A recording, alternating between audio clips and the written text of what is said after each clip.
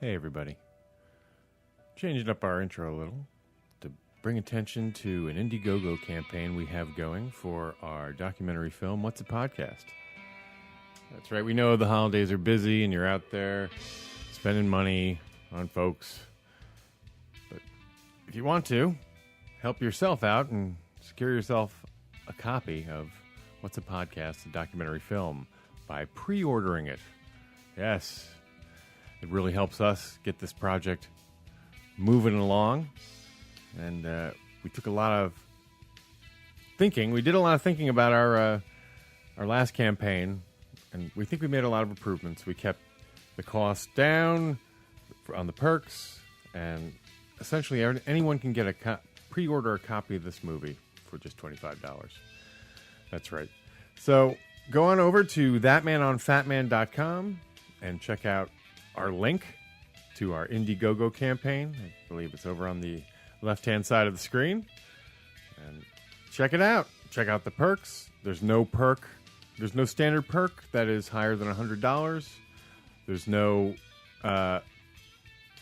onesie-twosie perk that is more than $250. We only have one $250 perk. There's only 4 of those that are being offered. Everything else is $100 or less. So please check it out and give some money to the cause if you can. Once again, ThatManOnFatman.com, and just follow the links to our Indiegogo campaign. Thank you very much.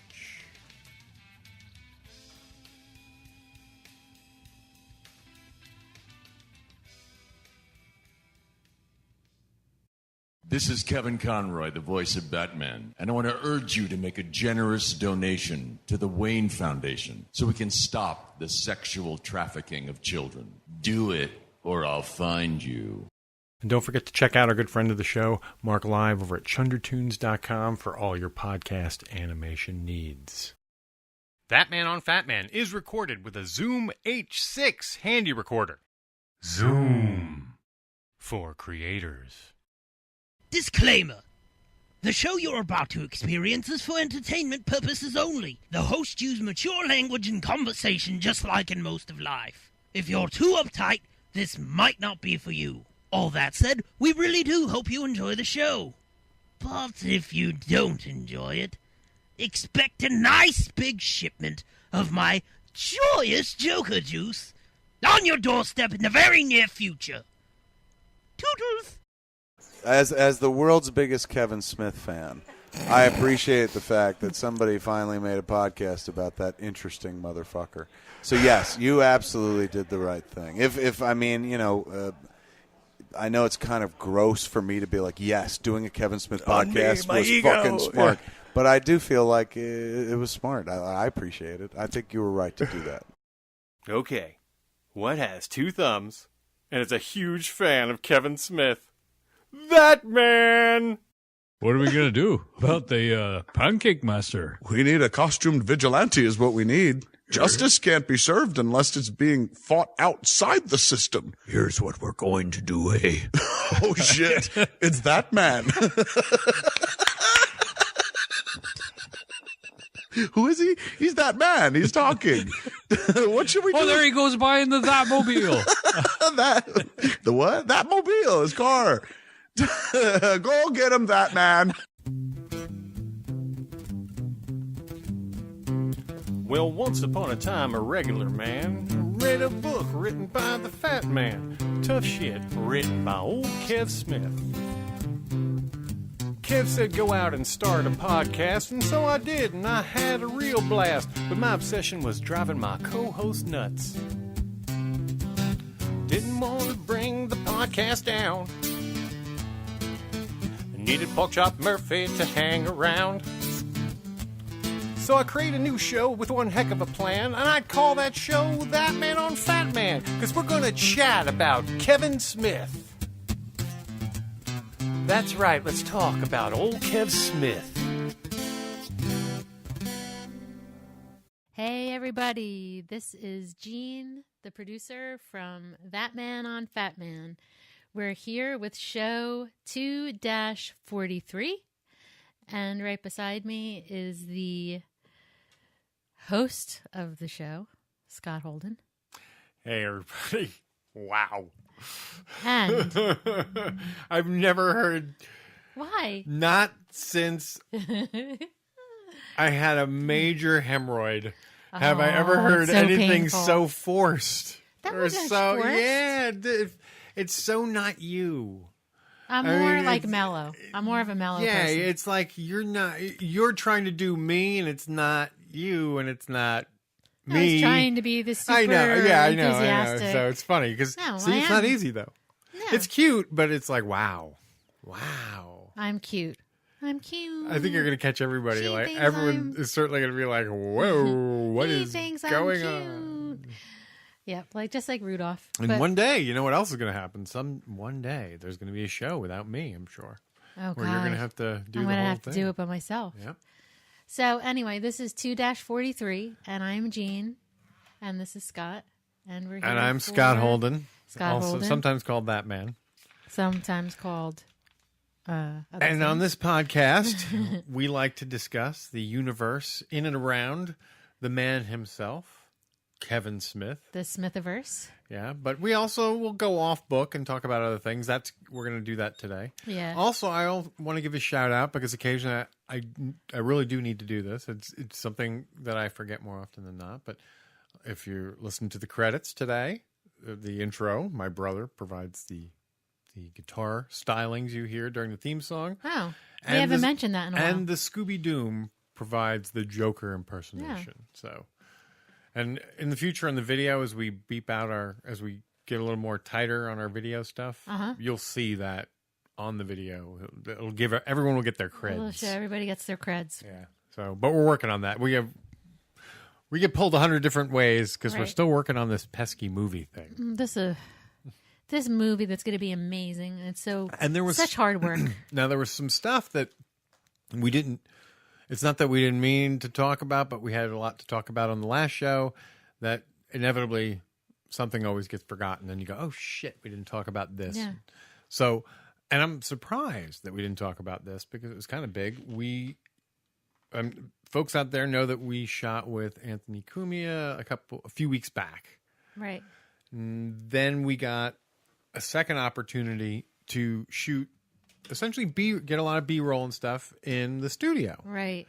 And Thanks to Erin, who's been so supportive. yeah, she's been great.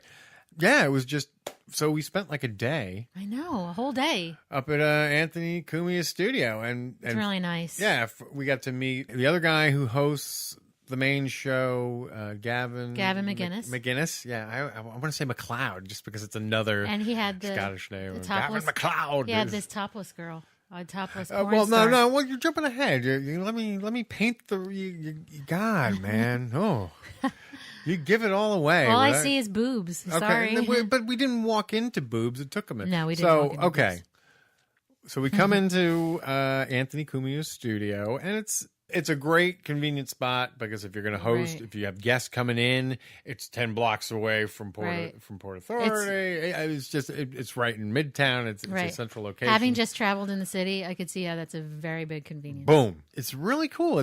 He's got a nice little green room. You come into the green room and then you got, it's efficiency. It's exactly what you need. He has a very large green screened room and fully manned. It's got an operations room just off, with full video board.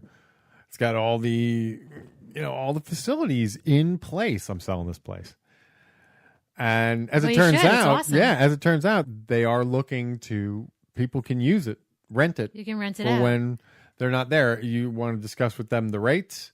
They sounded reasonable, but it's not like I've been out in the world comparing green screen rooms, but they sounded reasonable given the location, Yeah. time, and place, and what you get for it and all that. So I guess get in touch with the Anthony Cumia show, their studio. Yeah, I would say. Put a call into them and tell them that you're interested in what the rates are to rent the studio. Right. And what was funny was, like, not only you didn't even see it, which is funny because, like, usually you tell me about tweets and stuff, but I got to Oh my God! Yes. a post that you didn't see, I did. and it I was still Anthony haven't seen Cumia. He sent out that, hey, look who's in the studio today, and who was there, but Neil deGrasse Tyson, and he How was interviewing someone else, and it was funny because they had the Neil deGrasse Tyson. I mean, they had his logo. What do you call it? What is it? Shoot, I can't think of this. Star Talk. Star Talk. Thank you.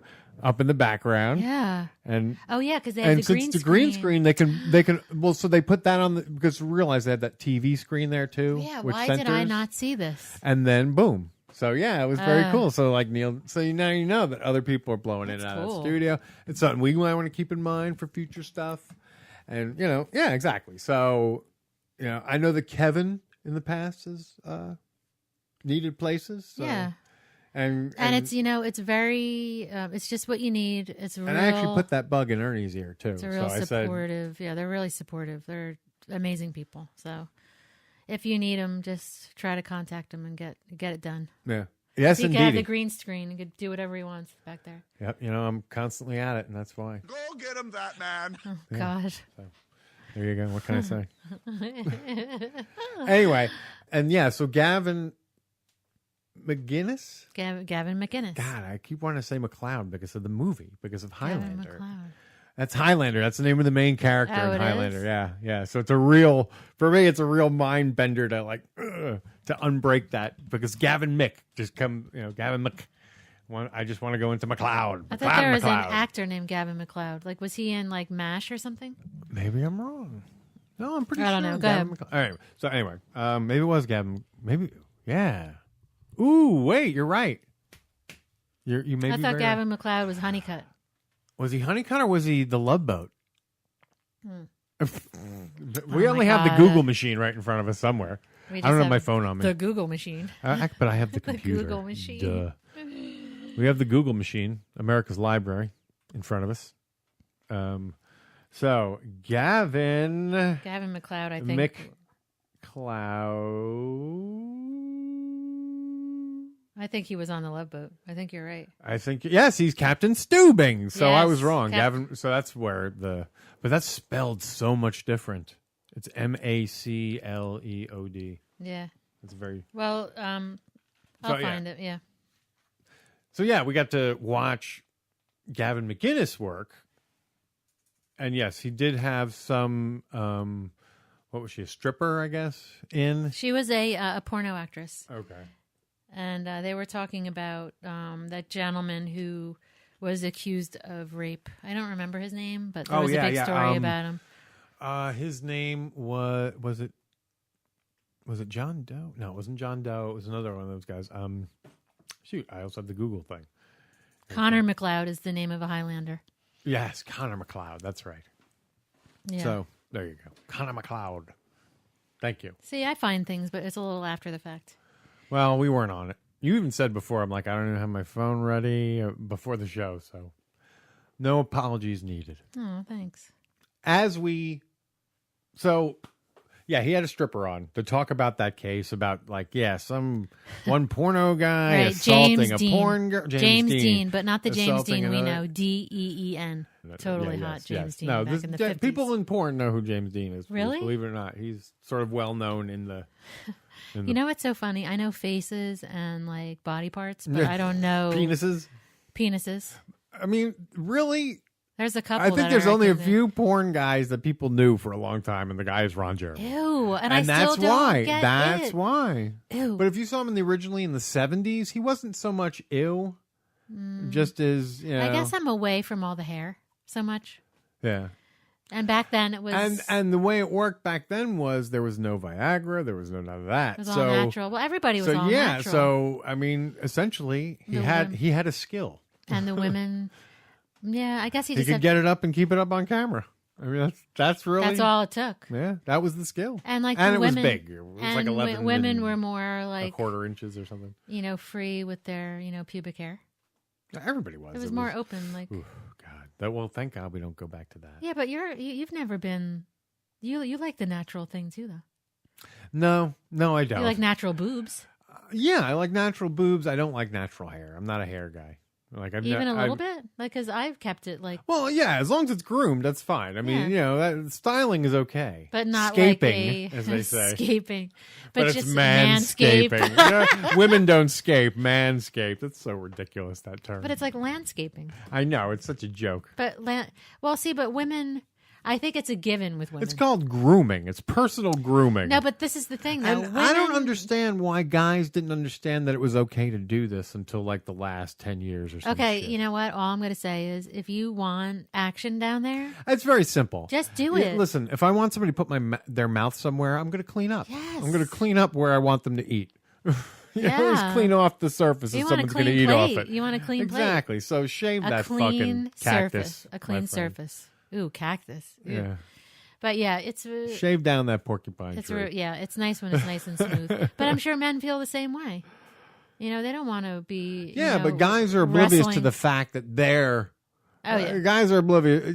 You don't understand the guy mind. The guy mind is a double standard right on its. I mean, look at them. Well, that's why it's. They want all women to be beautiful, but they could be fat schlubs and in the tea with No, the belly and but the that's dad dad bod. bod. What a joke that is! Really, this is because women who married these guys who are now getting fat, they have Oh, to tell themselves. I don't this. think that's nice. That's not true. Oh come on, the dad bod. Now, can the I dad say? bod is the fat guy who. No, who- I don't think it's yeah, it's fat. the guy letting himself go. No, it really is. I don't think it it's fat. really is. It's the guy. Trust me, Listen. I had the dad bod. The dad bod rolled no. into the fucking No. balloon belly. No, but listen, I don't think the dad bod is like the big belly bod. It's like 10 pounds overweight, at least. Yeah, but 10 pounds overweight's not a big deal. That's what they say. Yeah, but really, what? Okay, you and I say 10 pounds, but let's be real. Nobody sees 10 pounds, so we're really talking 20 to 30 pounds overweight. Come on. You think Seth Rogen's the specimen of... No, but I don't think that is considered a man bod. Yes, it is considered a dad bod. He was A held dad up bod. as an example of the dad bod. See? Yeah. See, I think... Say you talk without speaking. No. That's like these people commenting on Trump. Like Don't put me in that category. Well, here's the only way I'm going to draw the parallel. Like when you see people in news clips, people want to tell you what they think Trump was thinking when he said what he said. They don't know You what he get was it? thinking. No, they don't even know what he said, really. No, they don't. Because they here's don't. what they do. They say, I think what he was saying was that he didn't, he wants to, we need to reevaluate how we bring these people into the country, meaning all people. That's not at all what he said. But okay, you can think that that's what he thought, and maybe that's why you agree, but that's bullshit because that's Yeah. not what he said. No, you're he putting- said exactly what he said. Right, and you're putting like I want Donald J. Trump is calling for a ban or On a for- ban for- of all Muslims. Not ban. He said for a temporary ban. I got to pull a quote now. He said temporary until we can get things together, whatever that means. Donald, you figure this has got to come up just by saying this has got to be the fastest Google, but it probably doesn't even come up. Doesn't it? Isn't it funny? When he said Donald J. Trump, it sounded so much to me like Elmer J. Fudd, millionaire. I own a mansion and a yacht. It's basically what Again. that's him. That's him. I am Elmer J. Fudd, millionaire. Oh my I god! own a The whole mansion and a yacht. The fact that Again. he, yeah, That's Bugs Bunny classics. I don't think we need to The tell fact that people he what has an a ass J he in is. there, and look, I've thrown a lot of shade at the Daily Show, but the writers, and it's not. It really is. It's the delivery, and it's. I've watched it a few times now. And it really is. It's the delivery and the accent.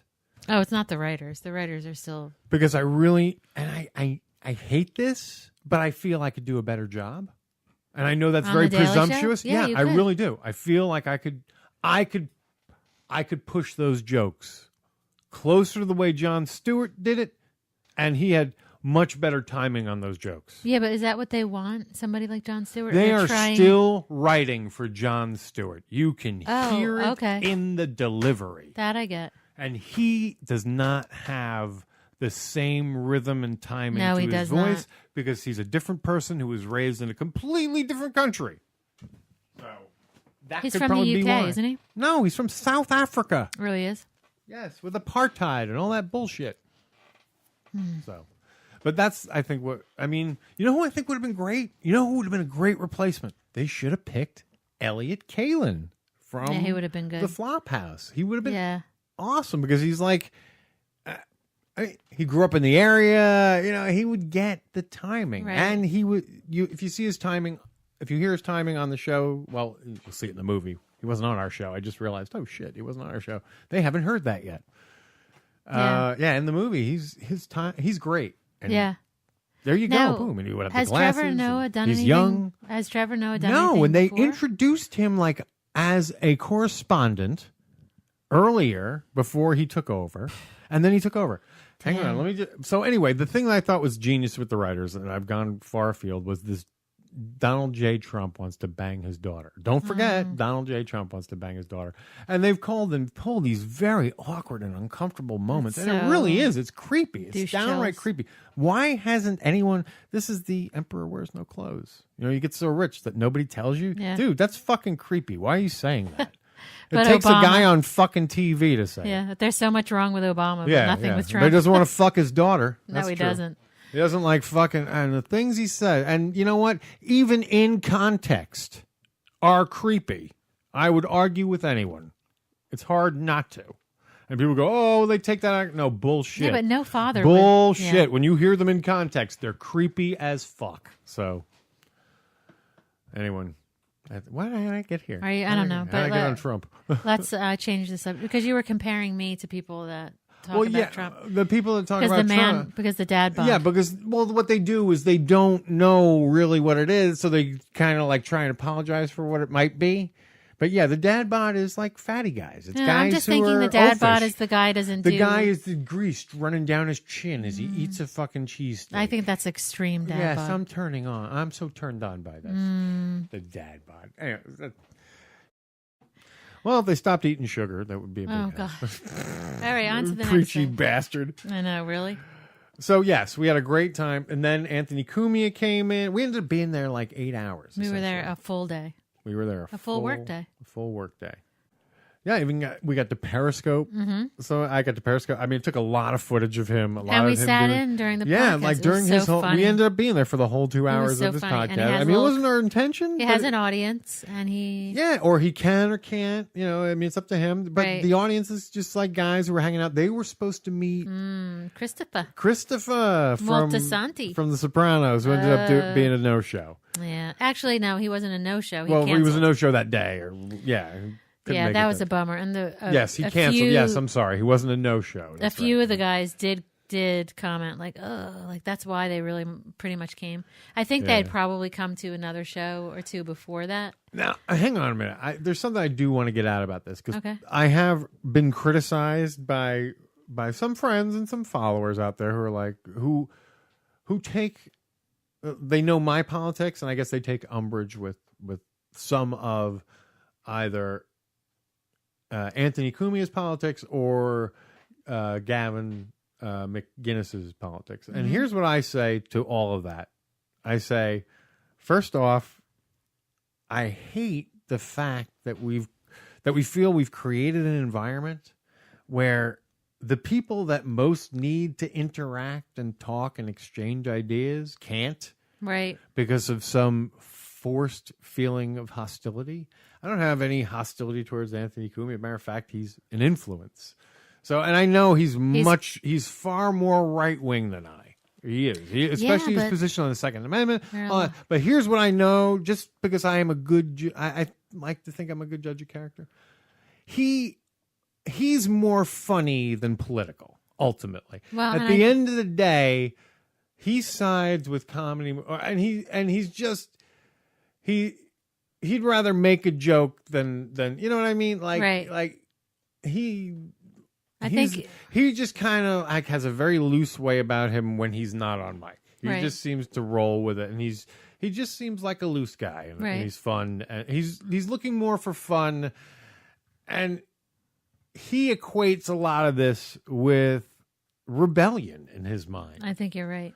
You know, so, and because of the situation he's being in. And same, you know, I think Gavin is much more of a Gavin's a little more of a pundit. I don't know if he would say that, or, I mean, if he would take umbrage. But, I mean, he really, you know, he goes on Fox News as sort of a commentator. Yeah. And, I mean, he drinks the Kool-Aid. Whether he believes in it completely or not, I mean, he's definitely, you know, of that mindset. And that's fine. And that's where he wants to be. For those guys getting out there and using this medium to, you know, better their ability to do what they do.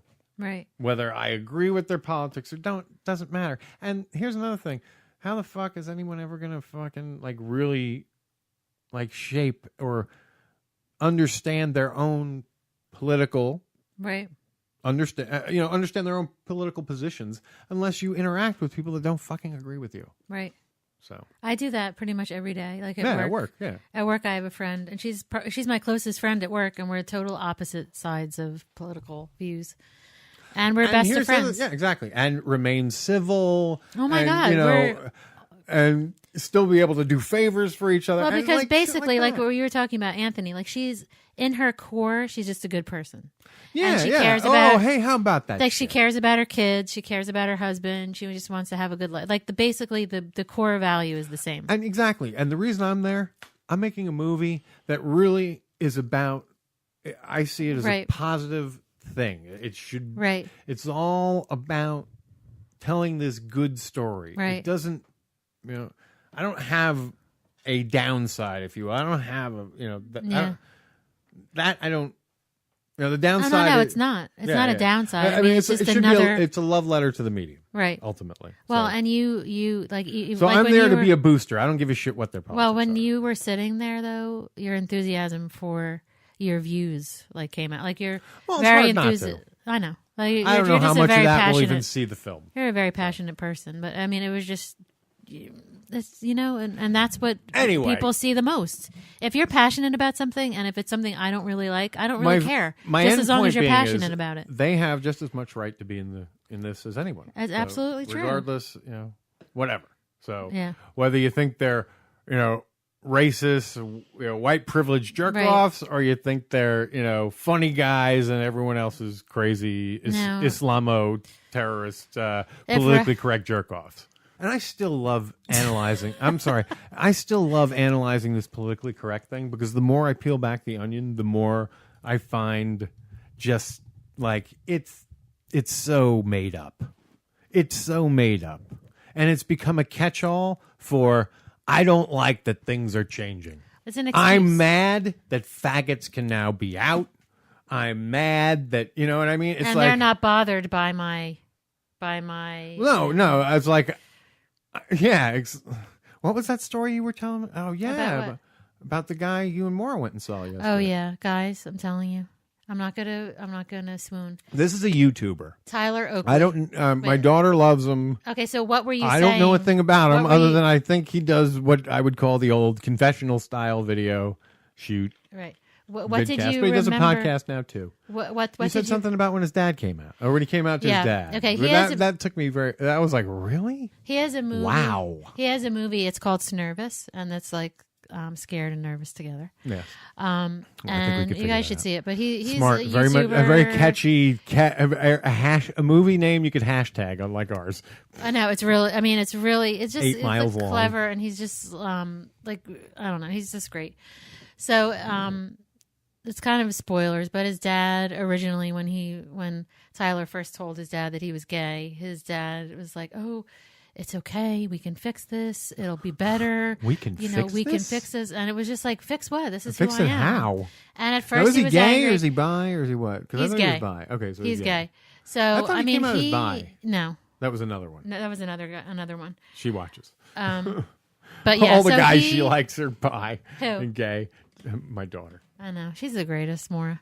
But if you can see it's nervous, it's really good. I mean, it's for all ages. I mean, it sounds like it's a kid, a teenage girl movie, but there was so much more I wanted to say about it, and it kind of like took me off guard because there's a couple of things I wanted to say about it. That's Oh, right. I did want to say he said something. And you got to see it at 92Y. I which saw is it a at gorgeous 92Y, fucking room. and if you guys can If you ever ever get a go chance there, to see a 92Y, show just to or go in anything, and walk around. It's a You gorgeous can actually room. you can't walk It's around all because- gorgeous wood. And right. Sounds like phenomenal. Well, we Apparently, have I think part of the reasons the acoustics are so interesting is where they place the pool in relation to where It's it such is, an which amazing happens a room. lot with But places. that's not the only room, though. Because I know, but I'm talking about the lecture because There's more than one theater room. yeah, but I'm talking about the main one, the wood. That's the room. big one. Yeah, That's yeah, the yeah. one that, Yeah, and that's So- the reason why some of the acoustics, because of the pool placement, Right. that mass of water. Right. So we will be filming someone special this weekend. Yeah, well, No, we'll this see. coming We'll see. week. So We will That's see. a surprise we for hope. y'all. Yeah. Well, it's not someone that's not announced as being in the film. It's just someone whose schedule has been very difficult. well, we to gotta talk maneuver. about it But it's after. not who you think. It's not Kevin. It's not Kevin. No, it's not. No, that's in January. But it's still someone cool. Yeah. It's like We'll talk I about think I've it. said. Yeah. Like, well, I won't. We'll talk about it yeah. after. Yes. So big spoil, like some whatever we're doing, teasing, spoiling. Teasing's good. Yeah. Foreplay. Let's see. Next weekend. Is it next weekend? Star Wars? Yes. So next. Oh my God, Yeah. already? Next weekend we'll all be in. We'll So be. Saturday, A week from today. a week from today, you and I and the kids will be Whoa. what will be my second viewing and your first. And we'll be at opposite. such a We'll be at wiener. opposite sides of the theater. We're not even going to be sitting 2 and 2, though, at least? Yeah, 2 and 2. Okay. We're but complete opposite sides. So, like they're yeah. the same seats on the opposite, and Yeah. it was. You have no idea how many like permutations I went through, and this is the best I could get. Yeah. I'm And just which hoping, is like still like so you're on a side wing and you're like only third or fourth row back. Yeah. I'm kind of hoping that But other... those theaters are smaller. Yeah. I'm Kinda. kind of hoping that other families had that happen, so maybe it'll work out that we could just switch. Yeah, and I wonder if a lot of that is going to go on, like people saying, "Oh, fuck that! I'm not going to that show because I only had the front seat." Or Yeah. Oh, yeah, the front seats. the That's front too row, close. or whatever. But Yeah. that was the cool thing about my Friday. Now I couldn't get anything on Thursday. Oh, Thursday's when it actually comes out? Well, I think it starts like at midnight or some shit. Oh, And to no. tell you the truth, I didn't want to fucking see it. Man. I've done that before. No, because it it's never. like you yeah, really you're don't- always fucking you don't get tired. the You can't full really effect. enjoy it. Yeah. You're so, not relaxed. So I have like a noon screening the next day. Yes, I said screening, Screening. Oh, my God. as if like it's only Be me. like by yourself in there. Actually, you But won't be. because I was single, because I'm a single, I was able to get a much better seat for that show. Yeah. So I'm like in. It's not all the seats are good in that theater, though. There's not a bad yeah, seat. yeah. Unless we you're in we the go to front see row. it. This really like we've just taken a liking to go see it. It's an AMC where my the seats God. recline and God, yeah, it's like, the like best. big luxury Big, chairs, like lazy boy chairs. yeah, everything is 3D and I know. It's They oh, fucking- is it in 3D? they Is come it Star by Wars and 3D? they eat your pussy or blow you too, and suck your balloon never got nut. that. No, I'm I kidding. never got Oh, that. you didn't get that service? No, Oh, you have to pay extra for that. I guess that's only when you go see porno. There. I Remember, wonder there if was it- a time when you saw porno in a theater. really? Yeah. No. Yes. You had to pay for it. Like yes, that? and you had to sit in a theater and whack other off people? with other people. Yeah, People didn't jerk off. of like course they did. that. Well, you mean Why you else? hear, What do you do when you you hear go there? stories of like Pee Wee Herman? Is that Yeah, what he just was never doing? go to one with a balcony. That's all I'm telling you. No, but seriously, did people really you know do why, that? right? Because the jizz comes down. Wow, she Fine. just goes right to jizz. The jizz comes flying off the Yeah, balcony. raindrops are falling on my head. Ew. My whole thing is, why would you want to sit there in front of other people and watch that? That's like an intimate thing, like a personal thing. You know what put watching porn in a theater like on the map? It actually became chic and cool. What? Deep Throat. Oh, okay. Deep Throat was like a cultural phenomenon in the 70s. Is that considered a porno, though? Yeah, it was. It was Okay. definitely a porn. Have you seen it? No. Yeah, it's a porn. Do It's not they a very good one by do they today's have- standards. Do but- they have bushy? Oh yeah, They have pretty big sure. bushes there. That's funny to me. I think it's funny. It's Yeah, cute. the guy who was the main star like went on to become, and I think like I guess if you were a 70s porn actor, you almost have to become a born again Christian to like for anyone to ever take you serious or like to get back into whatever. But now, I don't know. Porn is starting to become mainstream. It's such a weird industry. Everybody watches it. Everybody enjoys it. Everybody like has their favorite actors or actresses. If you don't know them by name, you know who you like who looks good. Like, wow, when I see her or him, ooh. Yeah. Or he's hung like a fucking mule or whatever. But like no one, like it's still seen as like not as real. I think there's more now. It's becoming more acceptable. This may sound sexist though, but I think there's more good-looking girls than there are guys in porno. That's amazing. Well, the women get paid like like so much more than the men in relation. they? Oh yeah. Good for them. Finally. They get paid more in something. It makes sense. Yeah. They have. what Yeah. And for a very short window, if you think about they're it. a lot nicer to look at. For a very short window, if you think about it. Like, because, you got the age between what? Well, first of all, you can't even start until you're 18. So between 18 and what? You say that and like... No, seriously, you have your window in know. that industry is not, What, 18 to 30? Maybe not yeah, even and 30? then you become another type of star. Then you have to move to now I'm a MILF porn you star. move to the mom and daughter porn. Yeah, and and then eventually I guess you Ew, end up and in granny porn. Oh my God, when we were dating, you had one. Did I have a granny? Yes. Porn? Ooh, was that a real granny or was she dressed No, up as a granny? that was a woman dressed as a granny. Ugh. Yeah. I remember the one you're talking about. And it wasn't all granny. I think it was just like a collection of weirdness. You know what I mean? It was like, oh my God, there was like some grannies. Like there was really... probably a tranny in the one scene. It was like it was like a collection. Yeah, but the granny thing just is like so not right. But the you know tranny what? thing's Here's fine. the funny thing. Are we? Is it okay to say tranny? Well, tranny is. It's not.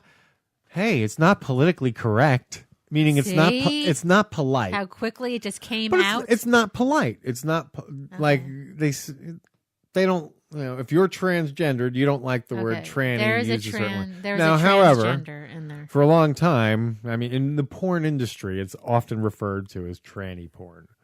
That is a slur. You know what I mean? So yeah. Some of the names, though, on some of them are so funny. Of course they are. They're meant to be. I know. It's just funny. Anything to grab your attention now, too, because it's a sea. I mean, there's a lot. Yeah, I mean, now it's just like, I have a camera. I'm going to make a porn. Hey, why not? You can make a documentary. Why not make a porn? Yeah.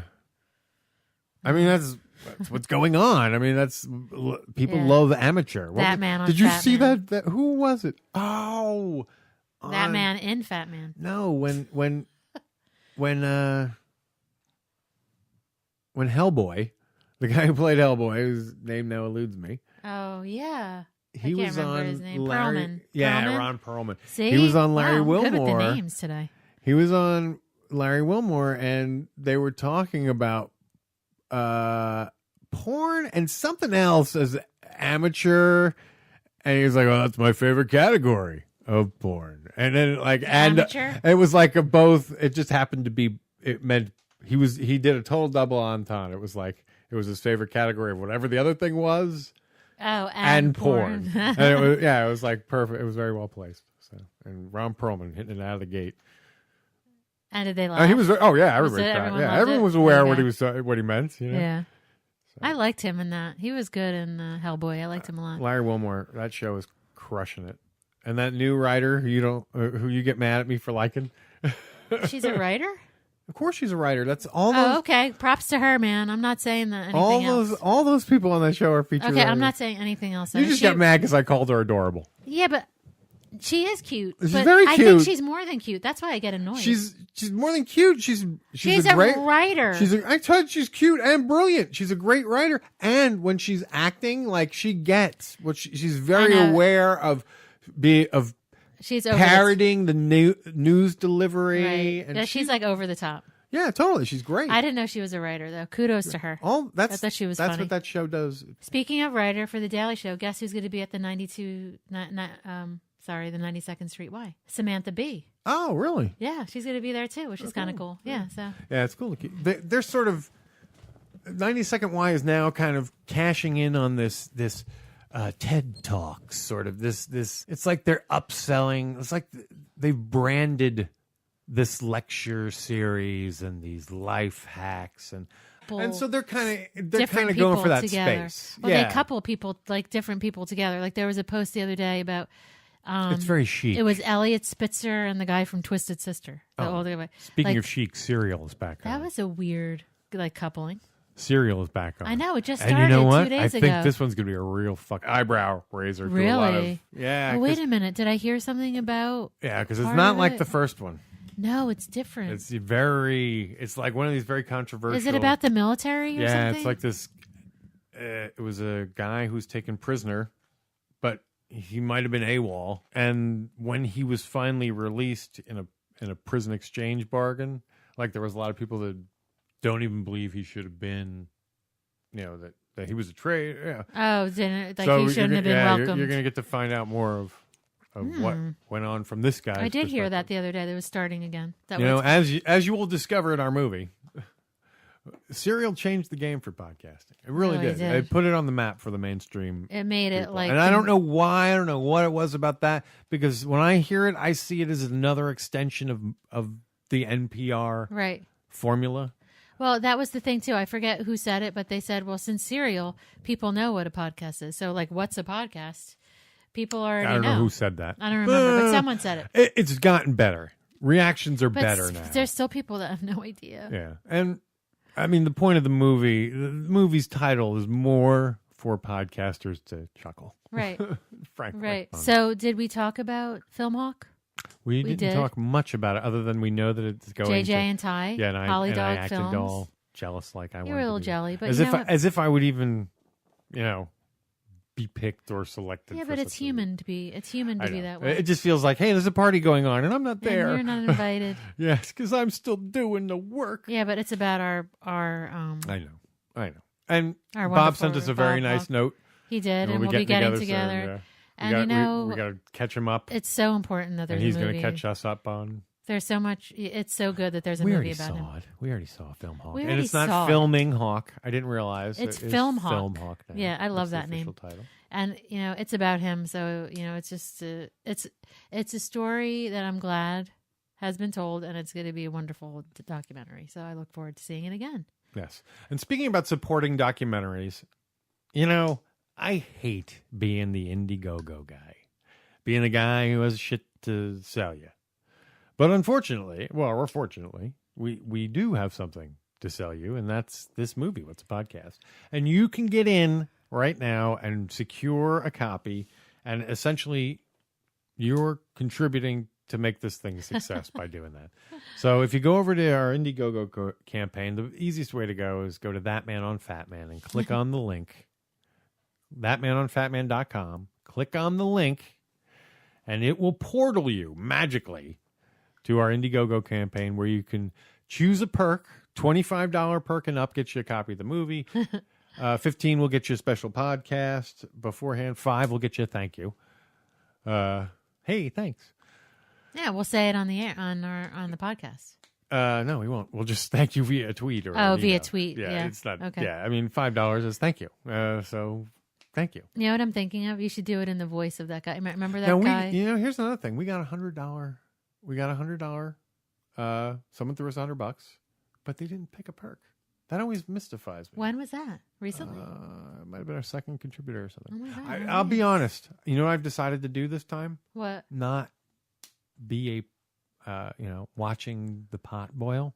Yeah, I know. I almost want to be do surprised towards the end. Yeah. But yeah, well, what I find is you don't feel as urgent, which might not be as good. Like if you don't know what the numbers are, you're not like, hey, let me. Then you're not going to share it a little more. You're not going to get. Yeah, you're not going to get desperate. But well, spread the word, guys. If please help us out.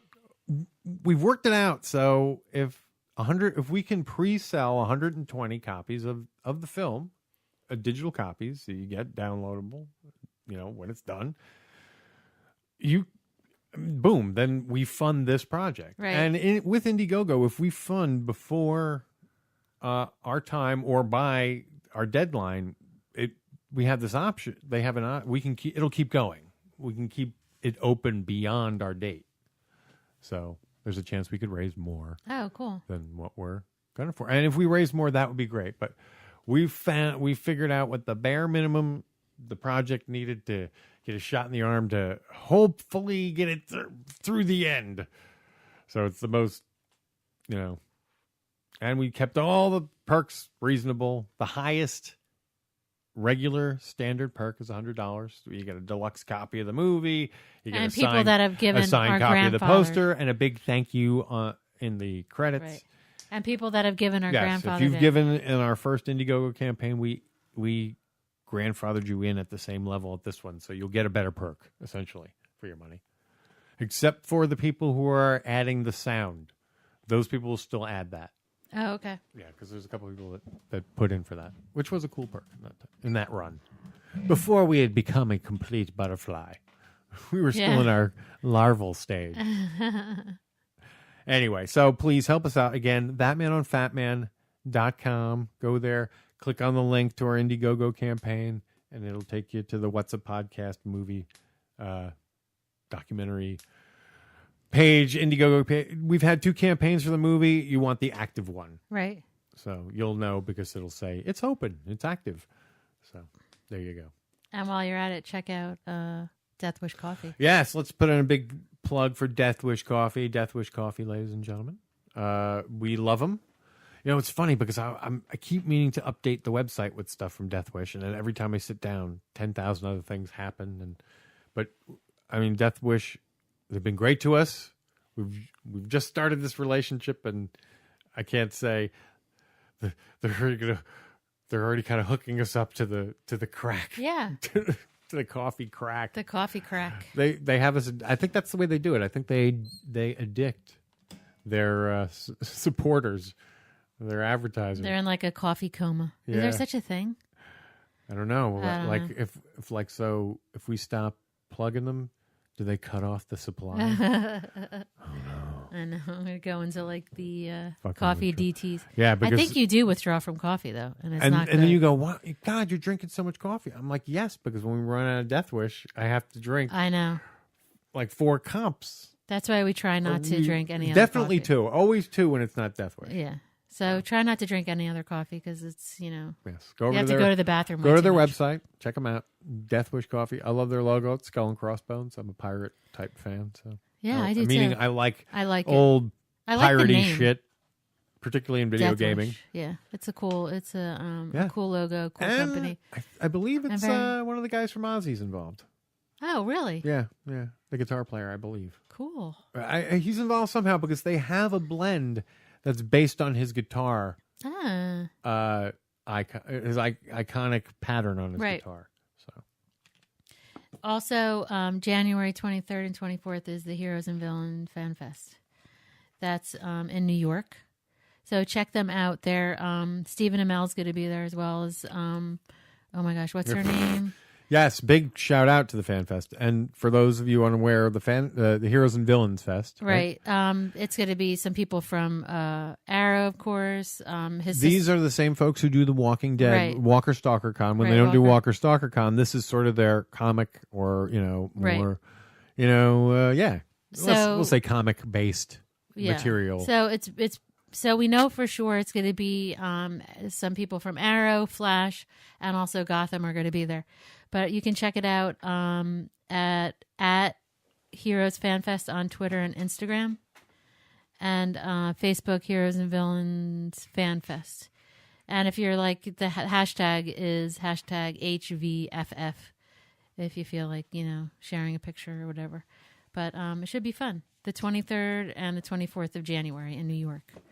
So check it out and like it and share it and help them out. Spread the word. Come on, Arrow's going to be there. Hello. Spread the word. So and we want to thank them for allowing us to come and shoot supporting us in the movie. Walker Stalker and- Con last weekend again. Oh my God, that was so great. It was. What We talked a lot about that. Did a really nice job. We talked a lot Yeah. about stuff that I didn't think we did until I Yeah. reheard our show last week. Yeah, there a lot of people didn't know about it, which I want to help yeah. spread the word more about that next year.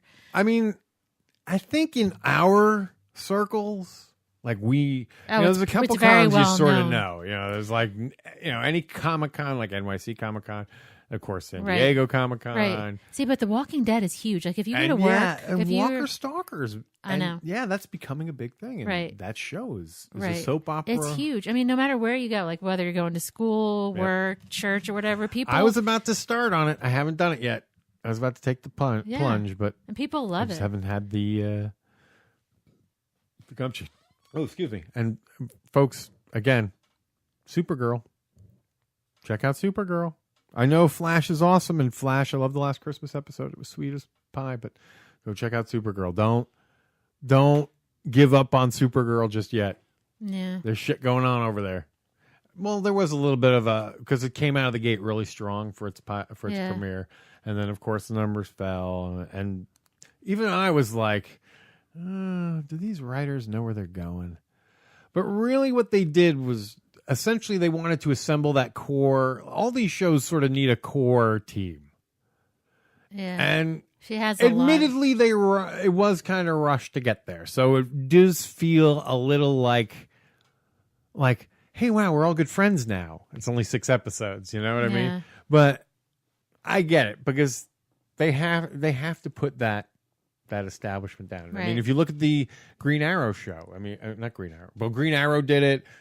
That's why I think Batman Beyond would be it just lends itself to this format. But anyway, I'm still the on thing about with that. Supergirl. The last one I saw with that, like she just had like inner demons, whatever. But they were putting a negative spin on no, it. No, I had a problem with that. Well, I didn't think they were. I Okay. think they were addressing something that again,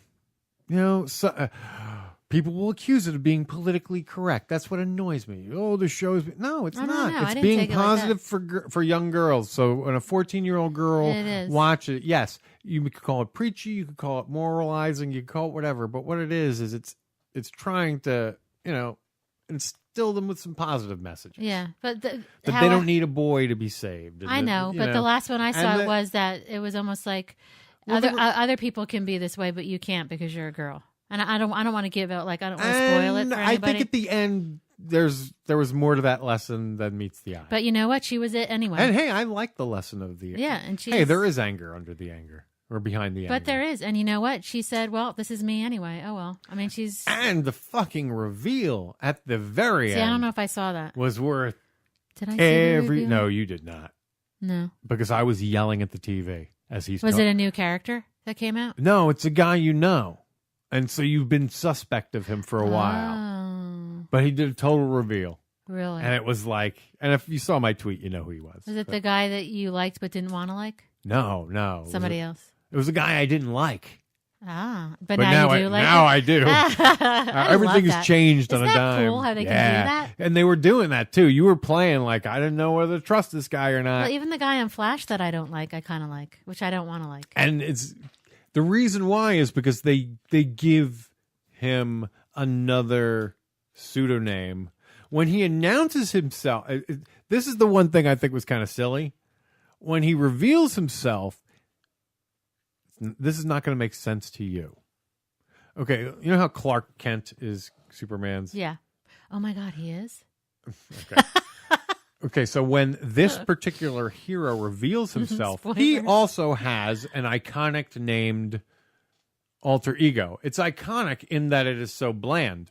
But, so when he announces himself, it's the equivalent of him going, and he, full out reveals his true self, because he has certain powers. And he's like, I am Clark Kent. Instead of saying, I am Superman. Oh, so that was a little weird. Now, was he dressed as the superhero? Oh, yeah. When he reveals, he looks like the guy from the comics. And then he says or he's an the other adaptation guy. of him. He's he uses his pseudonym. His It's still the alter same ego. person because no one's named him his name yet. This would be so much easier if I could just spoil it, but I don't want to. No, you don't want to spoil it.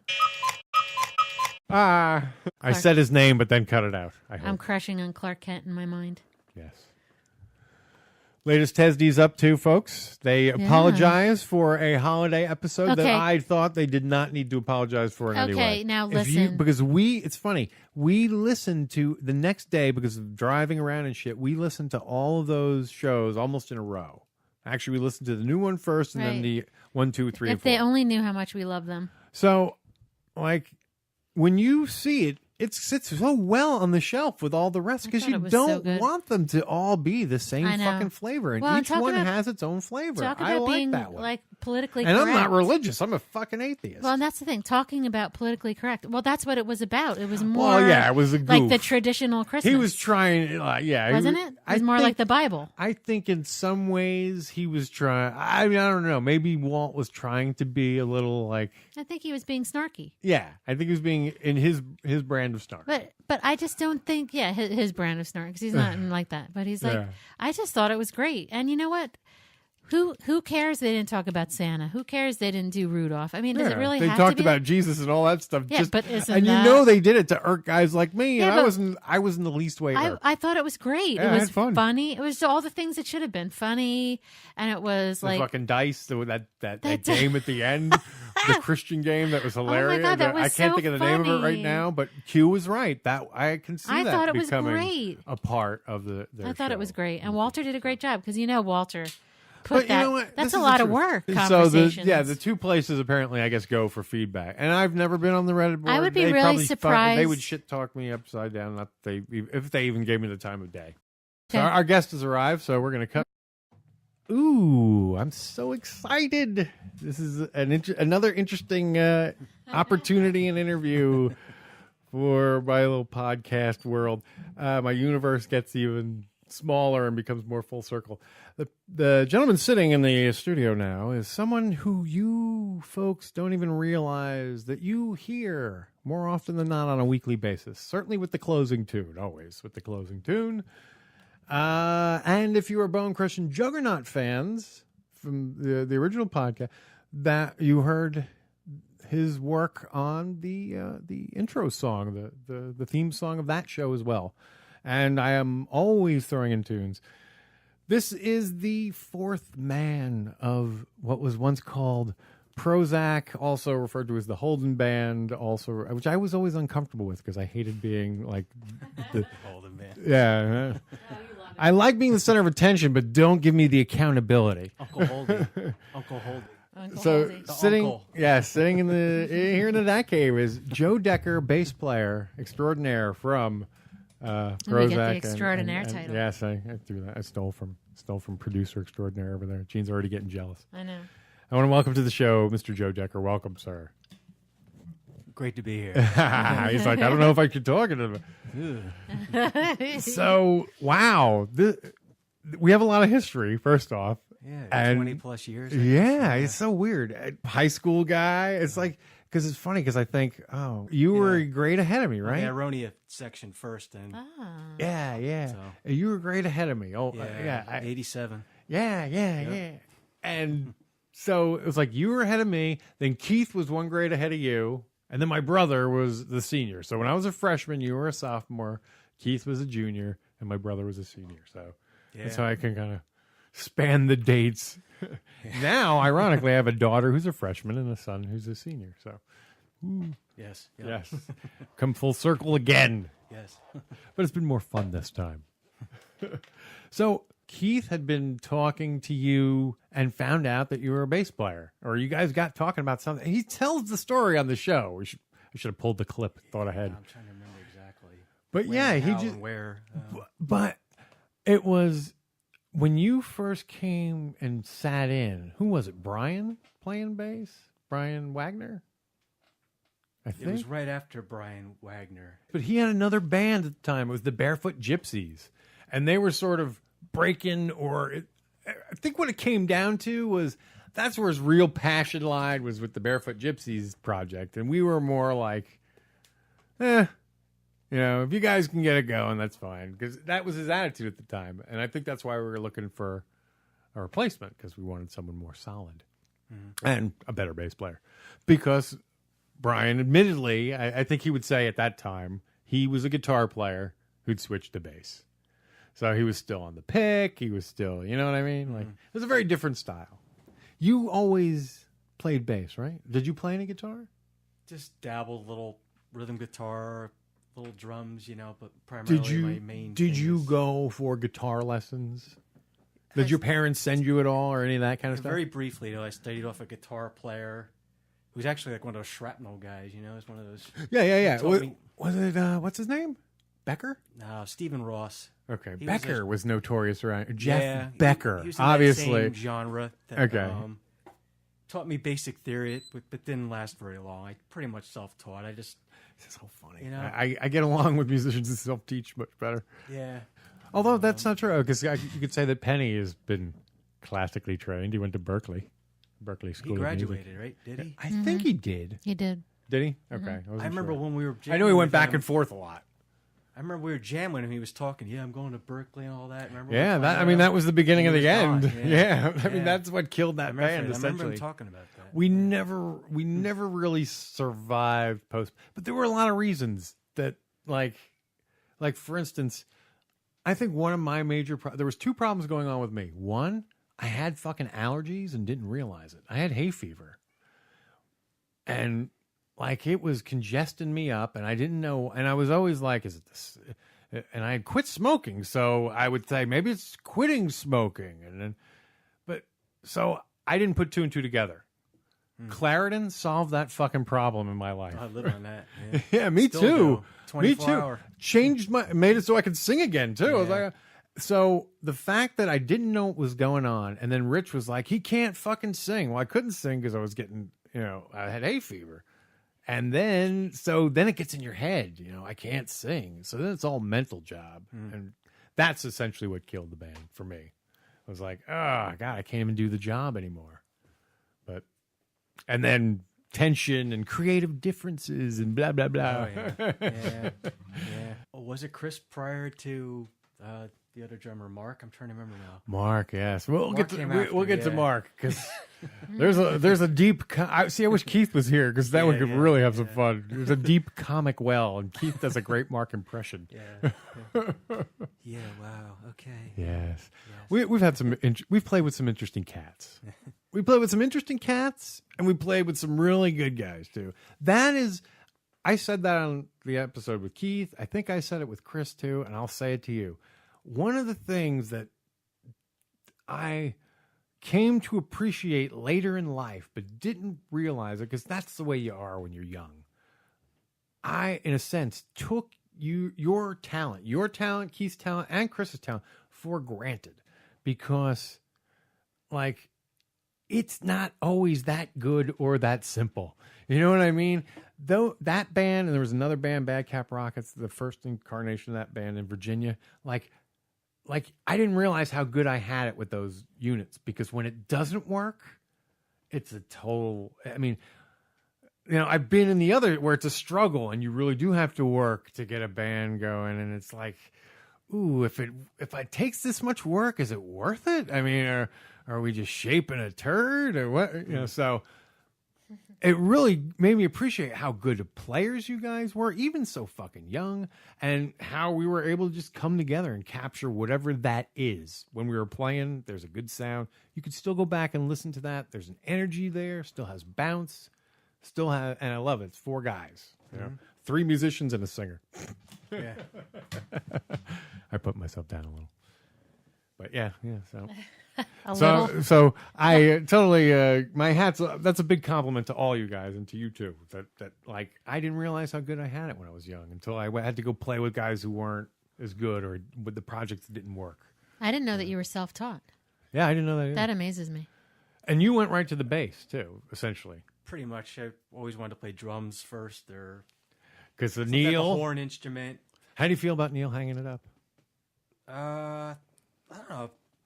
You got to It's go gonna to happen sooner or later. I did see him this past You June. got to go I'm to glad I did R40. go. Oh, I know. I went to so the jealous. Prudential Center one. So It's jealous. probably the best set list they've ever done in eons. Yeah. Probably since. I went to the R30, the 30-year Yeah. tour. That was a great show. Great set. Oh, I love that experience. That of the shows I've seen in the last few runs that they did, that probably took the cake for me.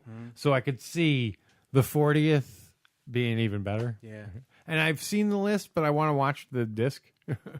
Well, with the 2 different drum kits, he come out with the traditional kit, Yeah, which was yeah, kind of cool. I mean, Well, he built that the monstrosity. different backdrops with the type of settings and vibes from the different eras. yeah. Was I really loved cool. all that. Yeah. Oh, Yeah. did they do that again for the 40?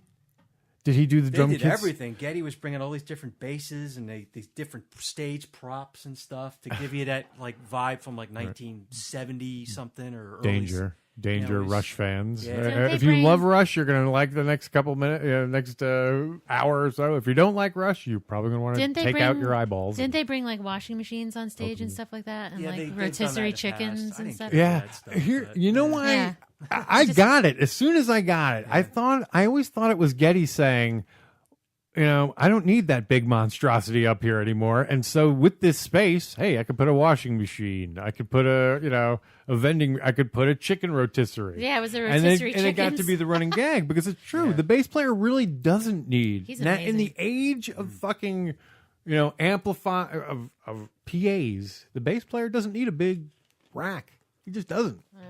The PA does the work as long as he's got a good monitor, and everything's in ear now anyway. Yeah.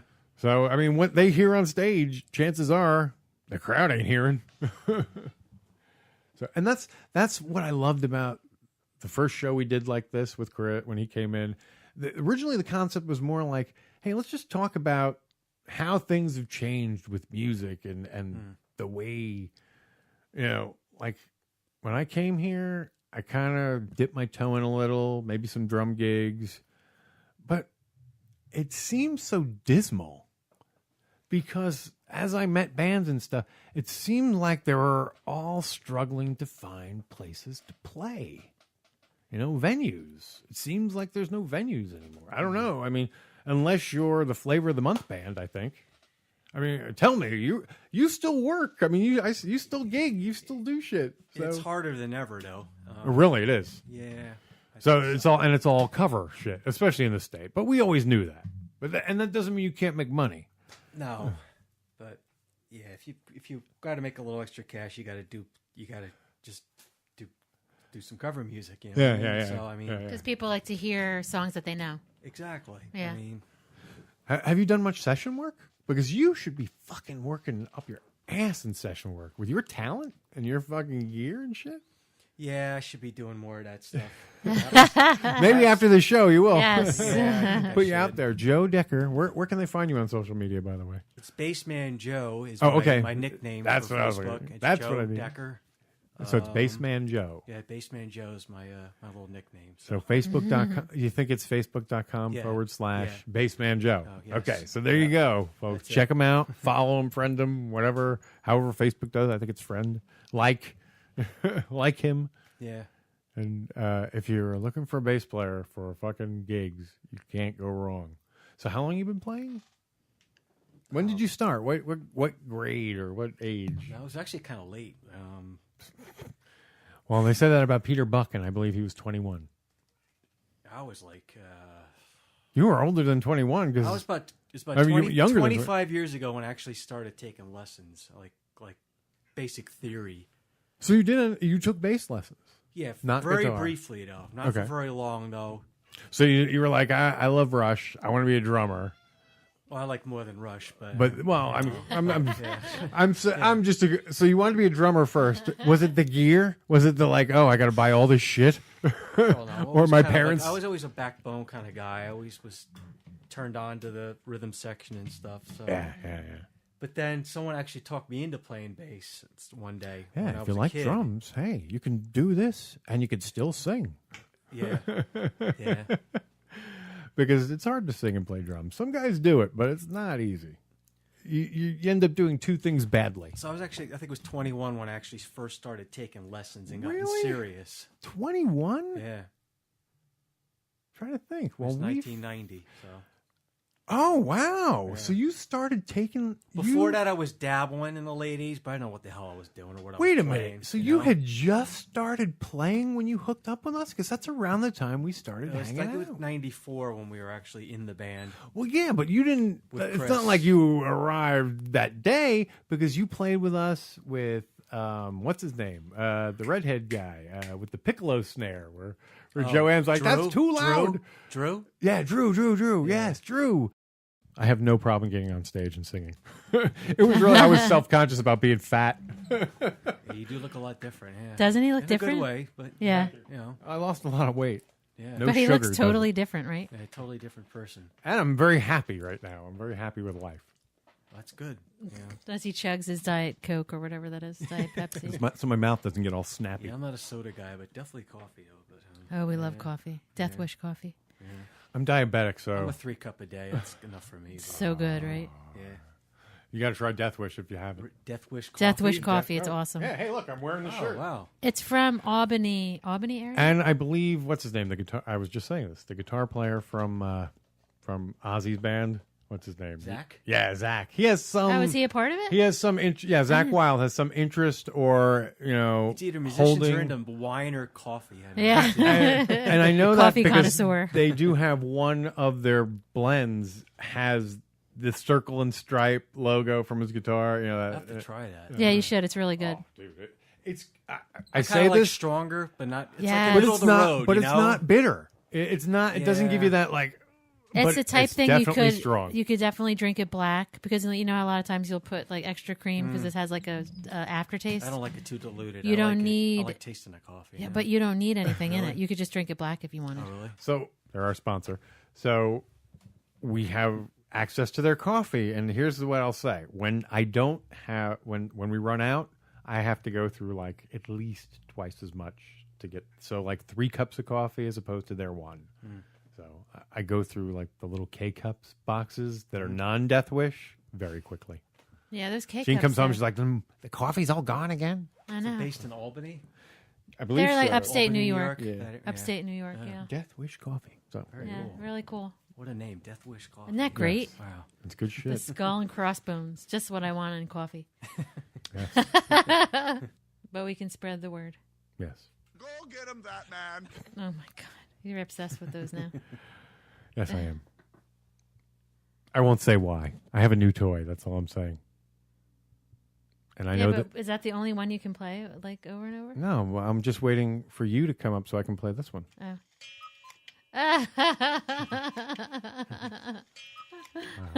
So there you go. Wacky. It's becoming a morning show here, so everybody. wacky. It's the Grease Man, everybody. Yabble dabble. Hey, everybody. Anthony Cumia was actually doing some of that when we He's visited. funny. He was doing. That's what I think. I wonder, like he was doing some what I would call best of or greatest hits type Yeah, material. he was doing like yuckity stuff. Yeah, and he brought back the McGuire rookie Oh, card. God. Yeah, Do you remember that, guy? Joe? Did you ever listen to Opie and Anthony? A little bit. It probably, yeah. Like it was. I remember when it was like when I was very big into Stern. I don't know if you were into a Stern listener, but you always felt at first I felt almost guilty Yeah, 'cause liking there's, like, Opie and either- Anthony. It's like, Yeah, oh, either wait you're a minute. Stern listener or I can Opie only Anthony. like Stern. You can't Boy, do he was both. really good at brainwashing his He fans. was. He really I was. was more into Stern. Yeah. Yeah, see, but a lot of people were. If you grew up in the 90s, it was hard not Oh, to, God. you know? I mean, Yeah. he dominated. He was the king of all media. Yes, he was. Yeah, he was. They used that in Supergirl. Do they really? Yeah. Callista Flockhart is the queen of all media. Oh, that's right. Actually, you know what? I'm starting to like her now. In that show. She's good in the show. Yeah. At first, I didn't they use really like her character too well. much, but I like her now. Yeah, I think she's Not bad grown for- on me. I can't believe she's married to Harrison Ford. Ew. Isn't that scary? Yeah. It is. He's a big weed head. I never knew that. That's what Kevin was I saying. hope he's Or no, that's not what Kevin was saying. That's what Mark Bernardin was alluding to, I think. Yeah. And Kevin was like, that just makes me like him even more. Me too. Well, he just likes him because he's Han Solo. That's why he likes but him. I like him even more. And Because he smokes. hold on, you can't even understand it. Maybe I know. I wonder if that's why. He's so stoned he can't even talk. Maybe that's why he crashed the plane that one Chewbacca. time. Yeah, could have been. He fell asleep. I'm just thinking about Prozac songs right now. What are you thinking about? Well, what we was your closed- favorite we song? closed- Which ones we liked? And We the close most, this or- show with the stomp every week, just because it's a great riff. Funkyland? Funkyland. Well, you know what? Here's the thing. Of late, towards the end of our run, I rewrote the vocals and put it to a different melody. And I have to say, with years gone by, A being them, I actually like that version. You like Funkyland? But the retooled version, like with the melodic lyrics. I like City Cheese. That's my favorite one. I like City Cheese a lot too. And I remember back in the day, Rick, the So fat guy who adorable. passed away. Yeah. He Squishaman? Yes. Squishaman. Yes. I'm so glad you said that.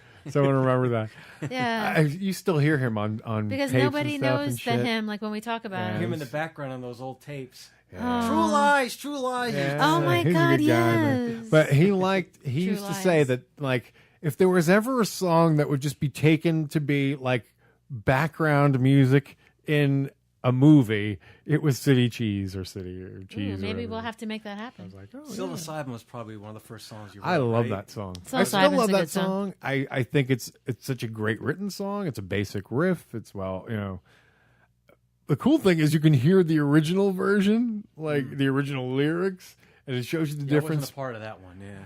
And what was interesting is the original lyrics, that song, it's no secret. Yeah. Was written while I was on LSD, not psilocybin, but psilocybin You were sounded on that better. when you wrote it? Yeah, I was.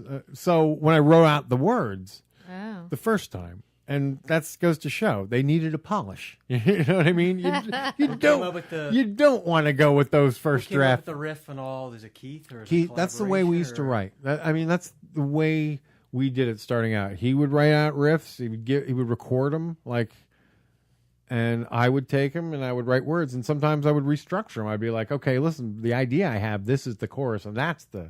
So and so we would kind of work that way. But I mean, like many rock writers, it's a formula. We were like verse chorus. I mean, look at our songs: verse chorus, change up, verse chorus. And it's funny. I work best with bands like that. Mm-hmm. A 2-chord song can be a good song. Sure. Yeah, if it's well written. Like I could pull you some. If they're well written and the melody works, you don't know that it's a 2-chord song. Mm-hmm. Like Natural Dancer or whatever that is, Jumping Bean song by They Might Be Giants.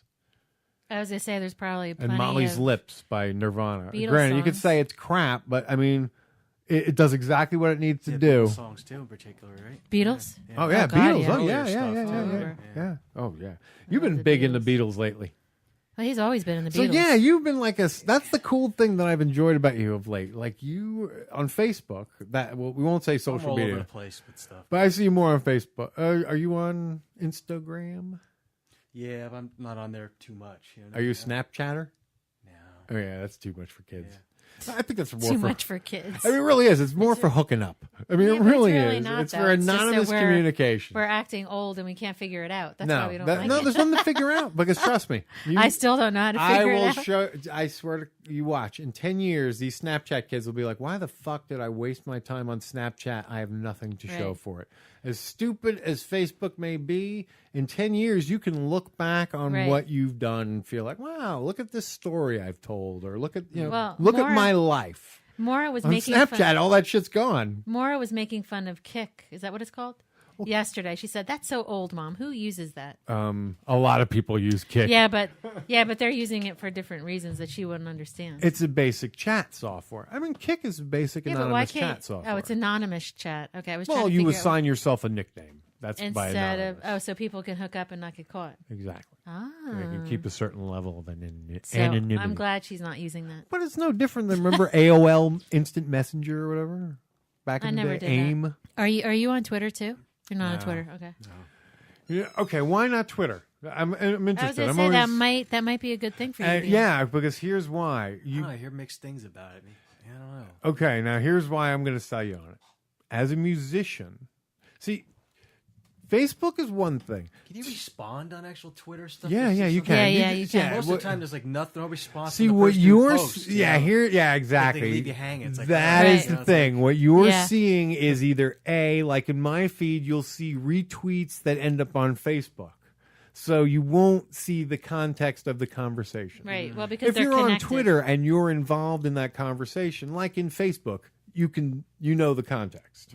You can see what's related to what conversation. As a matter of fact, Facebook is, as someone who's used both now for a few years, Facebook has actually probably pivoted more to Twitter Yeah, I really like Facebook. than Twitter to Facebook.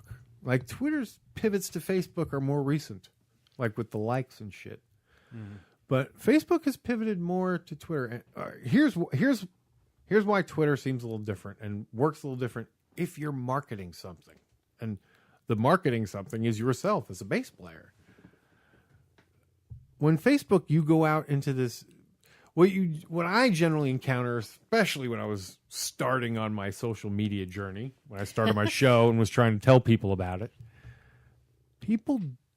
Facebook is a sort of a closed circle. People are very guarded on Facebook. They feel That's true. and it could be because the age is older, because it's an older age group. Yeah. People's digital attitudes have changed Yeah, over but that's time. not all. That's not held. It's a lot of young people go on it. It's a major contributing factor. And there's always been this sort of like, these are my friends. I have this group of friends. Who's trying to get into my group of friends? Out. So it's a much more enclosed attitude. Well, and you have to accept someone into your group. Yeah. Now with Twitter, the approach is, I'm on Twitter. I'm into this thing. Music, TV, show, Walking Dead, Kevin Smith, Right. whatever. I'm out here and I want to meet people like me.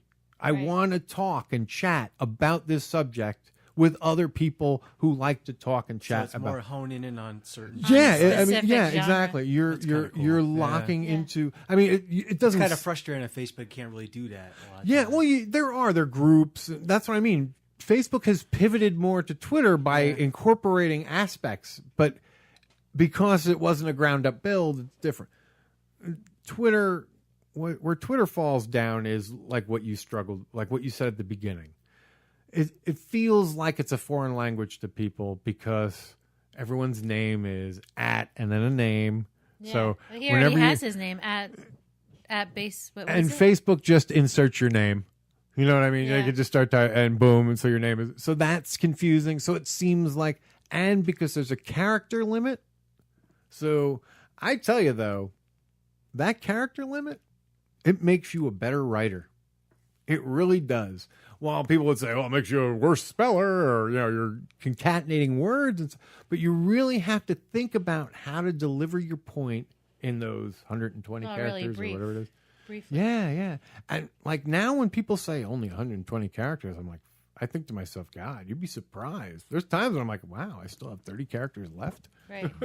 Well, and you already have your name because you have your name from Hmm. Facebook. You could just transfer that over to Twitter. But so that's where Twitter. Do you have to pay on Twitter? No, No. not a thing. Because Everything's free. Facebook, you actually can pay them. You know, Well, you can do ads and stuff. advertise Yeah, and I've stuff. done. I mean, Boost your posts. Of course, we've done The that. what? you We- can boost Oh. your posts. We do that. To We do boost that. your numbers and we all do that, that. I yeah. mean, it makes sense. When we released our trailer, we wanted people to Yeah. see it, so we boost our posts. And it I really. mean, how much do you actually pay Facebook? I think it was a month? $5 or something. No. With it depends on what you're One-time boosting. Yeah, you can do it. I mean, as, to beat the whatever that term is, with the A. What's the word? The big thing that throws the controlling thing on Facebook. It only allows certain types of posts on Facebook. Oh, you mean like the advertiser? Yeah, something with it. Well, yeah, the advertise. It looks like a post, but it's not because it's an advertising from Oh, them. I know. Yeah. I know Yeah. what you're talking about. The boosted post. Yeah. Yeah. I know what you mean, but I can't think of there's a name for it. A something. Something with the letter A. I forgot the name of it. I don't It has know. something to do with why certain things are on Facebook and are. It's like it's very controlling. Facebook. Oh, are you talking about And you can like pay Facebook for everybody to see algorithms? your posts. Algorithms. Algorithms. Yeah, algorithms are algorithms. I mean, yeah, algorithms are sort of programs running in the background doing things. So, and usually what algorithms do is they look for patterns, or they Right. are patterns. So. It's like stats and stuff. Yeah, it's stat gathering and shit like that. That's what algorithms do. Controlling content is a whole different thing. And that's more like administrative. So, like, yeah, you can't post a porn ad. Like, they're gonna pull that. It's not gonna be boosted. It's gonna be pulled down. Shit like that. Yeah. But hey, we'll boost posts every now and then. I mean, if we feel like we got to get the word out more. But Twitter is incorporating that aspect. But most of Twitter's grassroots. And the way it works well is it's good for mass communication. So you, as a bass player, say you got some really good gig. You want to tell all your friends. Yes, you can use Facebook, Twitter also. So you're tweeting out to all of the people that follow you or friend you now. Yeah. They switched. Oh no, they didn't choose. No, they're still doing following. They're not doing friend yet. They just took like. You like instead of favorite now on Twitter. Jean's like, I don't give a shit. I'm looking something up. It doesn't matter. Like, Are you talking? I didn't know you were talking to me. So yeah, I would encourage you to get on Twitter, dude. I'll look into it. It's not.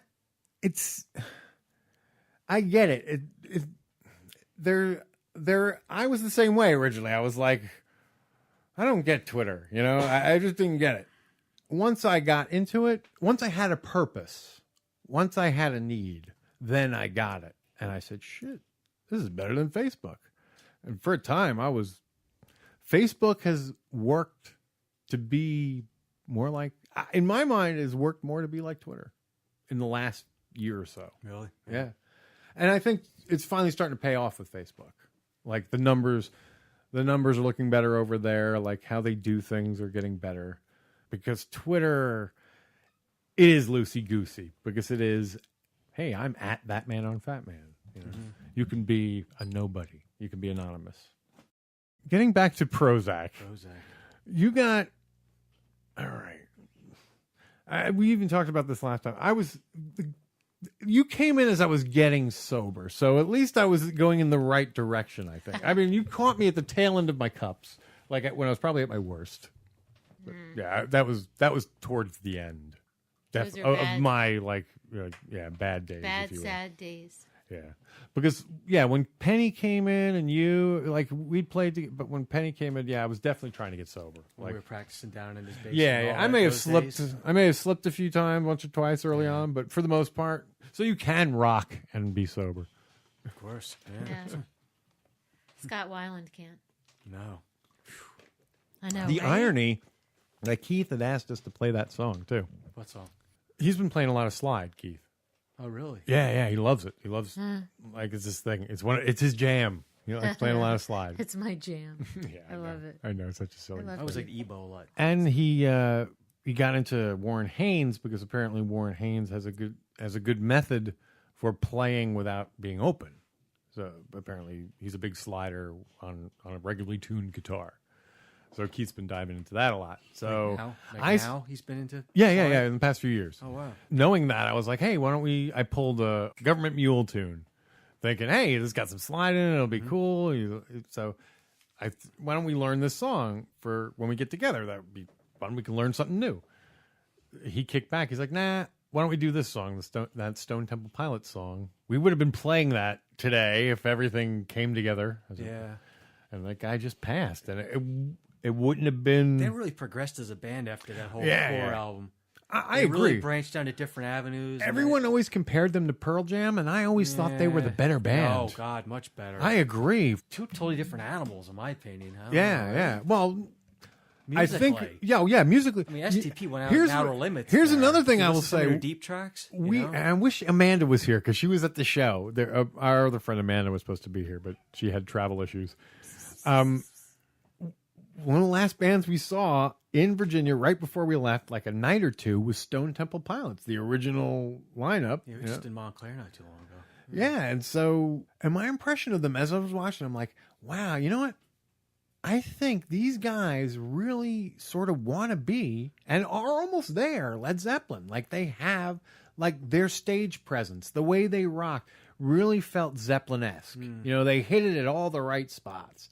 Not that they were trying to be Led Zeppelin, but you could see that they were definitely schooled by Zeppelin. They had that same quality to them. And it's a shame that that's horrible. Yeah. But they always had problems too, from what I hear. And the brother from New Jersey, the bass player, you know that? The two guys, They're the brothers, born in Point Pleasant, actually. Oh, that Are makes they sense. really? Yeah, cool. Born. Isn't you ever that guy? Dean and Robert, he bass plays player. the bass like in such a distinct style. Yeah, he plays he's a it great bass very, player. very up. Like he plays the neck very close to his head. Yeah, I heard. Have you ever noticed that? I hear them two are pretty much like kind of like the brains of the band. Oh no I've heard. shit! I mean, Like, they're Leo brothers. Brothers. One plays guitar, the other plays As far as bass. the writing goes, I Yeah. think, they're No shit. Like, Makes sense. I mean, you would. We had these guys in our movie. They're podcasters from Pittsburgh. They do a movie podcast where they they just talk about they talk about a movie. They'll watch a movie and then talk about it. And Does this hold up? Does this hold up? But the two of them are brothers.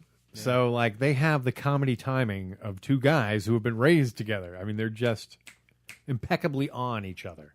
Oh, when you hear them talk, like like can totally play off, like they're really? they can tag up Follow off each other. sentences? Yeah. So that's I could see the same happening with a couple of musicians, brothers. But getting back the way he holds the bass, that's pretty unique how he does that. He's got his own thing going on. Smart. I would do the same thing if I played an instrument. I would try. They got visually they got a cool thing going on too. That's when like you watch them. It's like Queen with the Freddie Mercury with his half mic stand. Yeah. He did that. It was totally on purpose He too. has more than that though. He's total like. Yeah, he had crazy. balls. He could sing. He could sing to the fucking roofs, rooftops. God.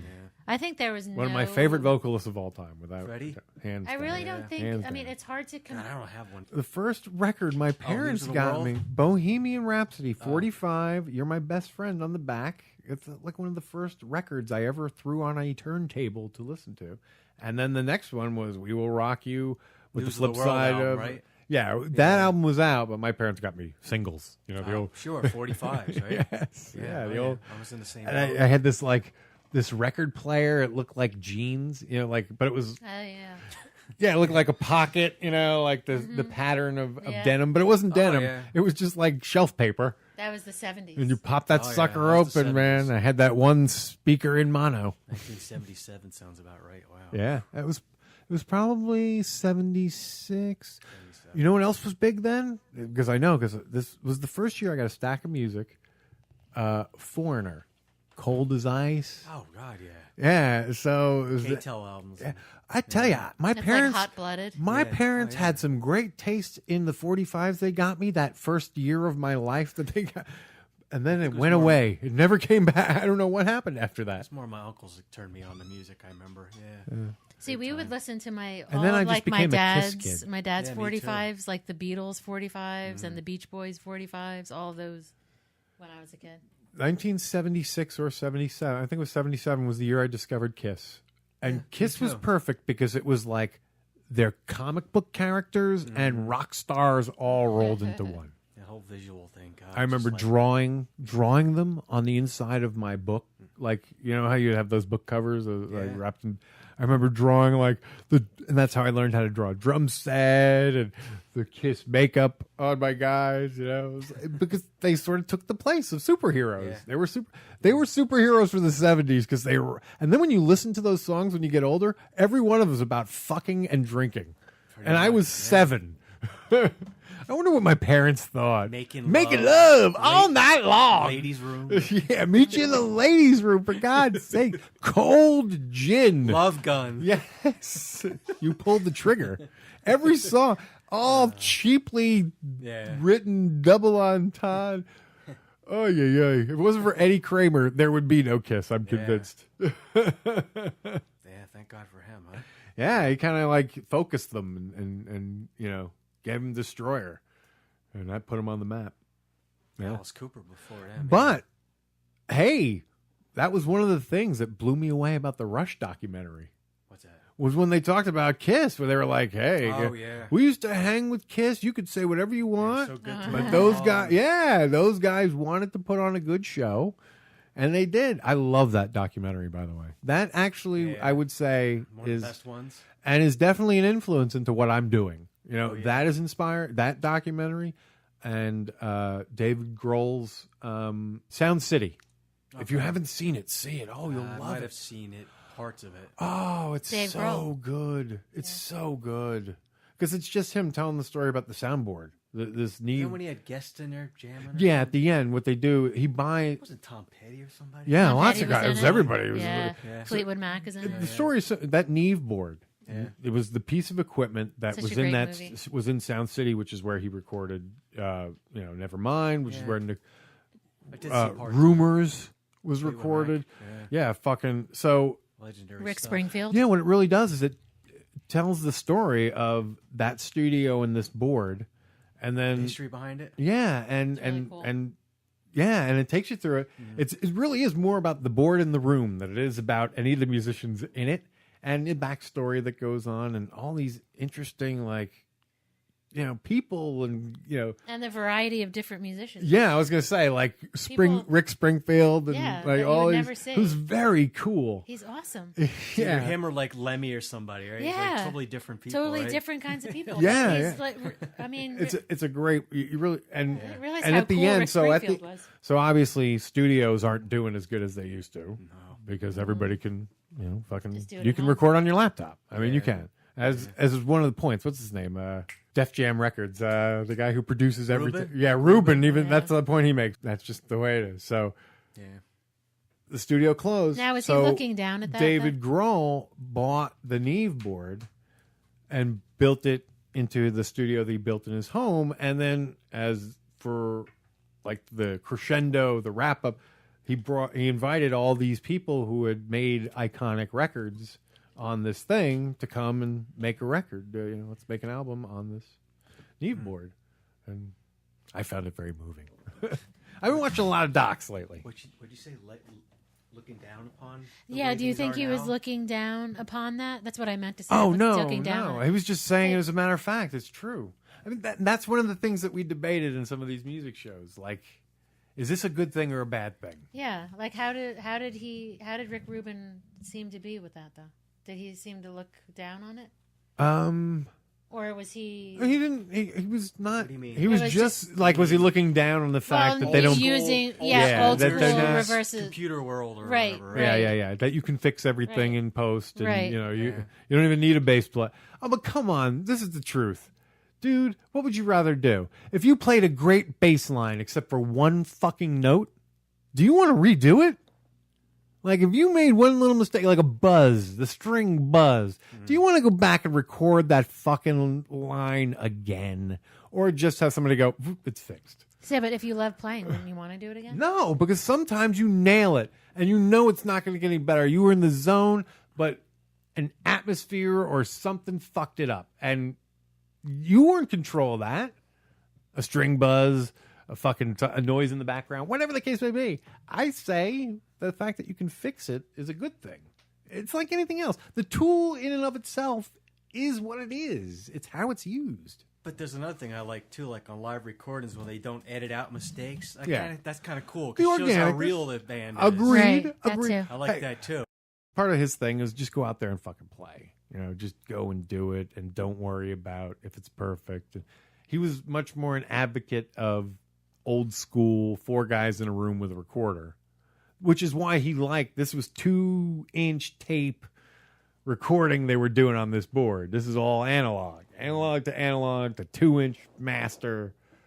So when you cut, you have to take a razor and actually cut a 2-inch piece of tape.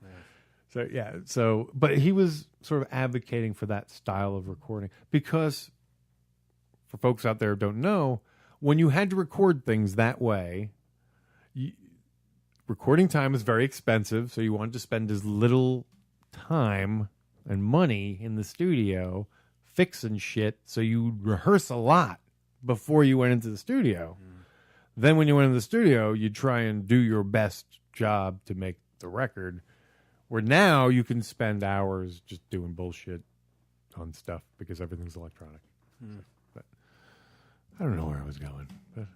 But yeah, so that's part of that Sound City discussion that goes on. Yeah, it's a and I good think movie. I think music is an area that, like we talked about, people talk about when iTunes became popular, how it's changing things. But music has changed. Like musicians and the musical world has changed so much in the last 10 years that I don't think people talk about it or think about it or give it. Like, along with being able to download those iTunes tunes, a lot of other shit happened in the industry. Like, I don't think there are as many venues. And where do you play nowadays? When you get gigs, where are they? Just a bar or a club or a casino or Like, what are some of the local ones you played? in Morristown. Are you playing? or- Are you active in a band right now? Yeah, I'm in a steady cover band. I do stuff at home. I What's the name? record stuff at home. What's the name of the band? The Cleaners. The Cleaners. To clean your ears, you know. Yeah. Are you? Great players, great guys from Yeah. Manhattan, and it really keeps your chops up and give you a little extra. Yeah. There's no cover market in the city. I see this as sort of my band nowadays, the podcast, And you'd be surprised how much they're the same. The only difference is, as I say, I got a weekly gig every week, no matter what. I don't have to worry. So I don't have to chase gigs. Mm-hmm. But so much of it works the same. You got like a clubhouse, the whole merchandising aspect, or how are we going to promote ourselves aspect, all that, posters, flyers, social media, all that. It's so much like a band. I see podcast. So some band has to become a podcast band out there someday. That's a nice niche. So does that mean I'm in a band now? I've never been in a band. You kind of are. Oh my God, that's so cool. You kind of are. I've never been in a band. It's a duo. A duet. A duet. No, wait a minute. No. It's definitely a fun gig, yeah. Oh, it is fun. Yeah. It is fun. We love it. And we get along, so it's even nicer. That's even better. And it allows you to be creative. It allows you to be comedic. It allows you a voice. If I got something I just want to bitch about that happened in the news, like Donald Trump's being a douchebag, like every other day, I could come out here and say it. Isn't it crazy? That's still the main talk in the media. And you know what? We talked a little bit about him beforehand. I think, and I've said it from the beginning, he's running the pro wrestling model. Seriously, he's not. I don't think he's being stupid. God, don't get me wrong. I don't think he's being stupid in what he's doing. I just think it's a shame that it's sort of like. I mean, so when you come out and say call for. I mean, we talked about realistically. We talked a little bit about this. I don't think he could get in. You know what I mean? No. Well, when he said, "I want to call for all Muslims," we have to ban all Muslims from coming into this country until we can figure out what we're doing. Now, I mean, the First Amendment comes long before all those other ones that people. That second one that people tend to get all worked up about. The first one comes first. It's the highest priority. It's there for a reason. It's number one. And we're not going to fuck over people with religions, no matter how stupid or crazy they are. That's just what we've decided. Or we think they are. Yeah. Right. I mean, you ever read about Mormonism, folks? Okay. Somebody, like you were talking about wrestling, somebody has to bring him into the ring. I want to see that. But no, not that. Not like a big wrestling. Yeah, I totally want to see Donald Trump. No, but not that the wrestling part. I mean, know. you could say the election itself will be the wrestling part. I'm teasing you. But he's using all those same tricks. He's using a word. He's a heel turn, and he's doing just when you think he can't get bad, just when you think he does it again, he ups the. Notice people were starting to. Here's what he did. This is what he did, and this is why he has a certain type of genius. Remember everybody was starting to pile on him about the Muslim thing in Jersey City that didn't happen. Oh yeah, people that were cheering. The bottom line is, here's a fact: it didn't happen. You can't fucking argue with facts. Right. You can fucking still make the claim that you thought you saw it, but what you saw it is illusion. It's your faulty memory. Because here's how I know that it didn't fucking happen. That's simple. If it didn't happen, it didn't happen. And people were starting to come down on, what did he do? He fucking said something even crazier. People have already forgotten about that, and now we're worried about his fucking... Yeah, but isn't there a word for that in politics when you do that? Yeah, it's demagoguery. Demagoguery, yeah. What's scary is this is how you get a Hitler. I mean, I don't want to be the Mr. Not everyone hates saying that, but this is how you get a Hitler. Well, that's like you end up going, how the fuck did he get here? It's an icky... What? I mean, that's exactly... I'm sure, people voting on a goof, and I know that, I think Tell 'em Steve Dave said it. Donald Trump is a reaction to the political correct irritation, which is, how I feel about that. I think that's bullshit. I think people that complain about politically correct are just mad that they can't be the same racist assholes they've always been. But whenever you see somebody, it's always a white person. You'll never see a black person, a Hispanic person, an Asian person complaining about political correctness. It's always a white person, and they're always angry. And when you boil down their argument, you can always boil it down to they can't say faggot, they can't say nigger, they can't, they can't be mean to people anymore. Well, they can, but now people shame them. That's what they hate. They hate the fact that social media shames them for wanting to be douchebags. It's brilliant. So you're complaining that you're political correct, polite, caring about other people's feelings. Yeah, I'm like tired of the political compassion. correct. Because if you're complaining and you're worried about political correctness, here's what you need to consider. You're not fucking funny. You're just a bully. Your mean doesn't equal funny. You may think it's funny because you're a mean jerk, but it's not funny. So if the goal is to bring humor into the world, you failed. You weren't pointing. You're just an asshole. You weren't pointing at Joe when you said that. No, I'm just I'm talking to a figurative. He's feeling very scared right now. Figurative universe. Boy, it's too bad we don't have the cameras in here. I'm getting particularly emotional. See, I think the politically correct thing is like way overused, that word anyway. Yeah, that's what we've been harping on. What were you saying, Steve Perry? Steve, he's from Journey. He's finishing his first solo album in 20 years. So he's finally working on a follow-up to Oh Sherry? He did do something, I think, He did 20 something years in ago, between. but in the mid-'80s was the big one with the... Speaking of Steve, I guess you follow Steven Wilson, right? Yeah. Porcupine Tree? Yeah. Solo? Yeah. Yeah, I kind of keep a track. I'm not as much into a solo thing as when he's with Porcupine Tree. Really, huh? I mean, just not that I don't. It's just, I only have so many hours of the Now, day. is he the lead singer with the great hair? Yeah. Okay. I don't get the barefoot on stage thing. I never did. No? Never did. Never understood Maybe it's that. comfortable. Because it's such an affect. It's such a you need to see me be barefoot on stage up here. And that, to me, seems to go against what that guy would be. Now, does he use pedals? Or he wouldn't use He has pedals he's a and guitar shit. player, yeah. He plays So he guitar, uses plays pedals. keyboards. Is that hard to do that with bare feet? You're probably the only person who would appreciate this story. So what do you think about the world of podcasting? Is this something you want to be more interested in? You check out more often? It's definitely a lot of fun. Yeah. Oh, yeah. I'm a big booster and a pusher. I'm a podcast pusher. If you can't do a band, start a podcast. It changes your whole life. Then you can talk about the band that you're not in. Yeah. Yeah. Or you can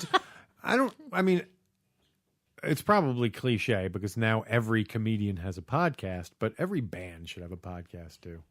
Yeah. You can show your audience a whole other side of you. You have that week. It gives you a venue weekly to stay in touch with your audience. Shit, you can play stuff to them. You can give them early release tracks. You can talk about the gigs that you were talk just about at. the gigs you were just at. Talk about crazy stories. I mean, why every band doesn't have a podcast? Let's be honest. Well, because they don't really know it exists. Well, also there's this bit of, do you have a podcast? Really? You think you're, oh yeah. Who doesn't have a podcast? Those are the idiots that in 10 years are going to be like, shit, I should have had a fucking podcast. If anything, it's better for the band. Maybe enhances it. Oh yeah. Right, Well, it brings full circle, really. Yeah, you are interacting with the people that listen to you. Yeah, I mean, like the people want to know what's going on with the members. Like, what's up with these guys? Right. And they talk about it and say, what's their headspace? What are they doing when they're not playing music? Or what are they doing right now? You know what I mean? keeps a connection. Like, are they when funny you're guys? Are they serious? When you're not touring. Yeah. Yeah. Gives you a connection when you're not touring. Yeah. Are they regular people like everybody else? And they could say, oh my God, I was at that show, and they're talking about it. Like, they feel like they have a connection with you. Yeah. That's why comedians, the smart ones, end up loving podcasting. Like Jiggy, he nailed it. He's like, I can be funny without ruining my 15 minutes. Because comedians have sets. They get time slots, and so they work out acts. So they can go on and be funny and stay connected to their audience and even work new material through whatever comes up, whatever they're talking about. And as they do this, they don't have to sacrifice the 15 minutes of stand-up they need to go be funny in a club. So, and I said, yeah, it's why every comedian doesn't have a podcast is crazy. And more do, and so that's becoming cliche, and you can never win. No. I say, keep podcasting. Jello Biafra, he made an impact on me. Said, don't hate the media, become the media. All right. Thank you, Joe. Oh, thank you for having me. Dude. We'll do this again sometime. It's been a blast. Yeah. Cool. All right.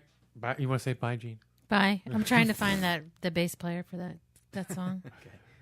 You know what? What's ironic is I could have checked that stat at any time, and until now, I just was happy, hoping that it was Jermaine Jackson on the bass, but I'm deflated. I have heard he does play good bass. I just don't know what tracks or what. Yeah, what he plays on and what he doesn't. I mean, obviously live he played, so pull some of that old live stuff. Might be frightening. Might have been his solo stuff he played bass too, like 80s, right? Maybe.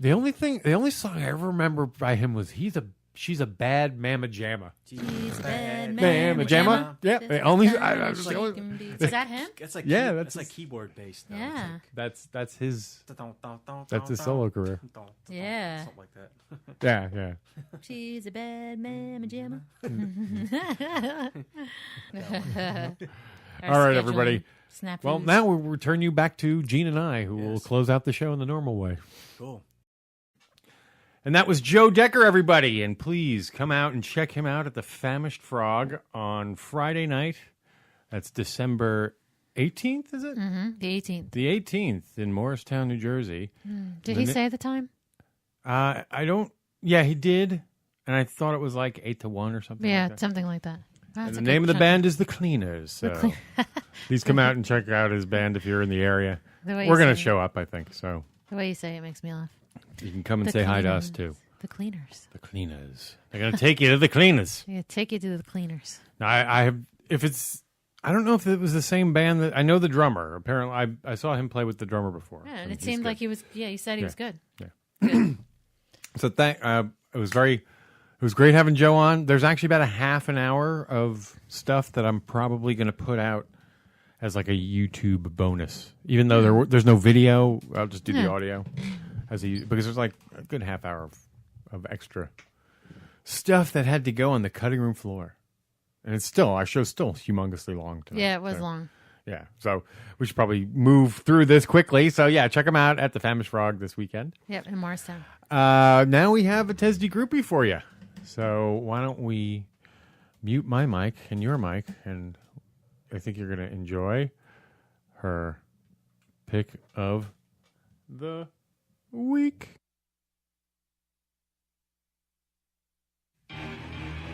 ThatMan on Fatman presents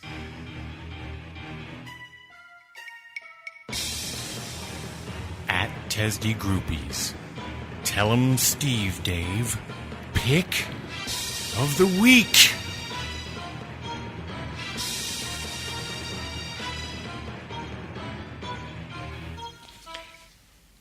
Hi, and welcome to the TSD Pick of the Week. First of all, felicidades, Scott and Jeanne. Congrats on 100 pods. I'm sorry I missed the celebration, so how could I make up for it? I thought that by taking a request. Sort of. Scott talked about an episode he liked, but couldn't remember the number. So I thought it would be a good way to celebrate. In fact, this segment might be considered a bit of a crossover between the Tell 'em Steve Dave and the Kevin universe. A little bit at least. So I hope I'm correct in my guess, fingers crossed, when I decided to make this week's pick, Smodcast 289, The Ministers of Truth, Part 1. Smodcast is approaching episode 300, and Kevin decides to have on some of the guests again. And who could Brian and Walt not be on, as they were some of the first guests back in 2007. The episode begins with comic book men talk, and Kevin coins one of my favorite phrases. Fake Walt is my favorite TV character. And Walt remembers Brian, once again, to cater just to the people that love him, and accept that not everybody is gonna love him. Walt wisdom as it bests. There is Comic Book Men Season 2 behind the scenes talk, and Kevin brings up how the guys have really become creative and talk about some of the projects TSD has done, from the annual TSD Christmas show to the Climation movie. An awesome reunion show full of laughs that I hope prompts people to re-listen to some Smodcast TSD related episodes. And I also hope you re-listen to it, I hope you enjoy it, and you're all the way.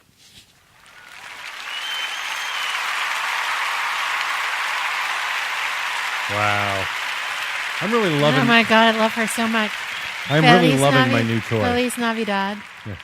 No, that's, my girl. That wasn't Navidad. That was like another... That was just like a general... She said Feliz Navidad. Merry Christmas. Did she? Yeah. I thought it was like a general greeting. But what do I know? Feliz... No. I know about it as Feliz much... Cumpleaños, because that's birthday. It shows you what I know. All right. Anyway. I love that. That was so sweet. Yeah. And for once, I wish I had your mic on because you were cracking me up there. Oh my God, it was so funny. And I love fake Walt. Walt is my favorite. He's your jam? He is so my jam. Ew, that's a little creepy there. I was getting a little jelly. You're getting a little jelly about your jam. God, you're blowing out the mics too loud. I'm sorry. You're getting With your jelly about witch-like my jam. cackling. Oh, see? You always liked my hyena-like. laugh until now. Yeah, it all blew my I know, eardrums out. I can't help it, And the though. I listeners love at home. Walter. And you know what? Fake Walt. That's a great episode. And that was the one you were talking about. Yep. The one that... Yeah. Wow. I wonder if she just knows it. I love or that if she she's- looks it up. Because and- she's like our little investigative, like, Tessie girl. What I also enjoy is that she you could tell she writes her stuff out. She cares enough to really script it and do it, and it's awesome. So Yeah. Well, I don't know. I wonder think how we're done. I wonder how she liked the latest Christmas, the Christmas pod. I don't know. Well, we can ask her when we get her on. We should get her on Yeah, because we we have keep to get saying her. that each week. Yeah, we do. We We should keep saying it. probably get them to buzz in next week because we're going to do a little. for the Christmas. We're going to do a little Christmas thing. I think we're Do trying a to put together a little Christmas Christmas thingy. Christmas thingy. Last year, if you recall, we had Jen and Noel and Chris Ladondo on, Uh-huh. and it was actually I recall it as being a very. I don't know how it sounded in retrospect. I haven't heard it. Maybe I should go back and listen to it. It was like a mishmash, random. Yeah, but I remember it being a fun very time. good time. Yeah. Yeah.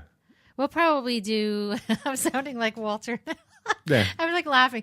We'll probably have a little more structure because I think people they can follow it better when there's more of a not really a theme, but like something that it's centered around. Yeah. So I think What you're we might saying do is we're that. going to rip off Tell 'em Steve Dave We were and try and do a game. about doing a dice game. Well, we don't know what and we're going then to do. closing it with Depeche Mode. It also depends on who we're able to rope in. You know, it's kind of short notice to come on down and party with us. Right. Whoever made the choice. And Jingle Bell Rock with our cock out. I'll have my cock out for sure. Yes. It's quite a cock. You're jelly of my cock. I'm now. jelly of your cock. Little jelly cock. Whoever thought of Maybe we can make your cock ring. Okay.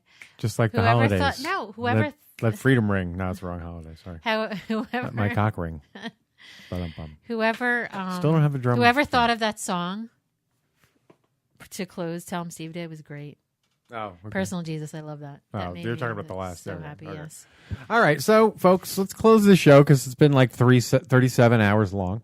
Yeah. And we'll 37 be back. Yes. in a row. Yes, exactly. 37.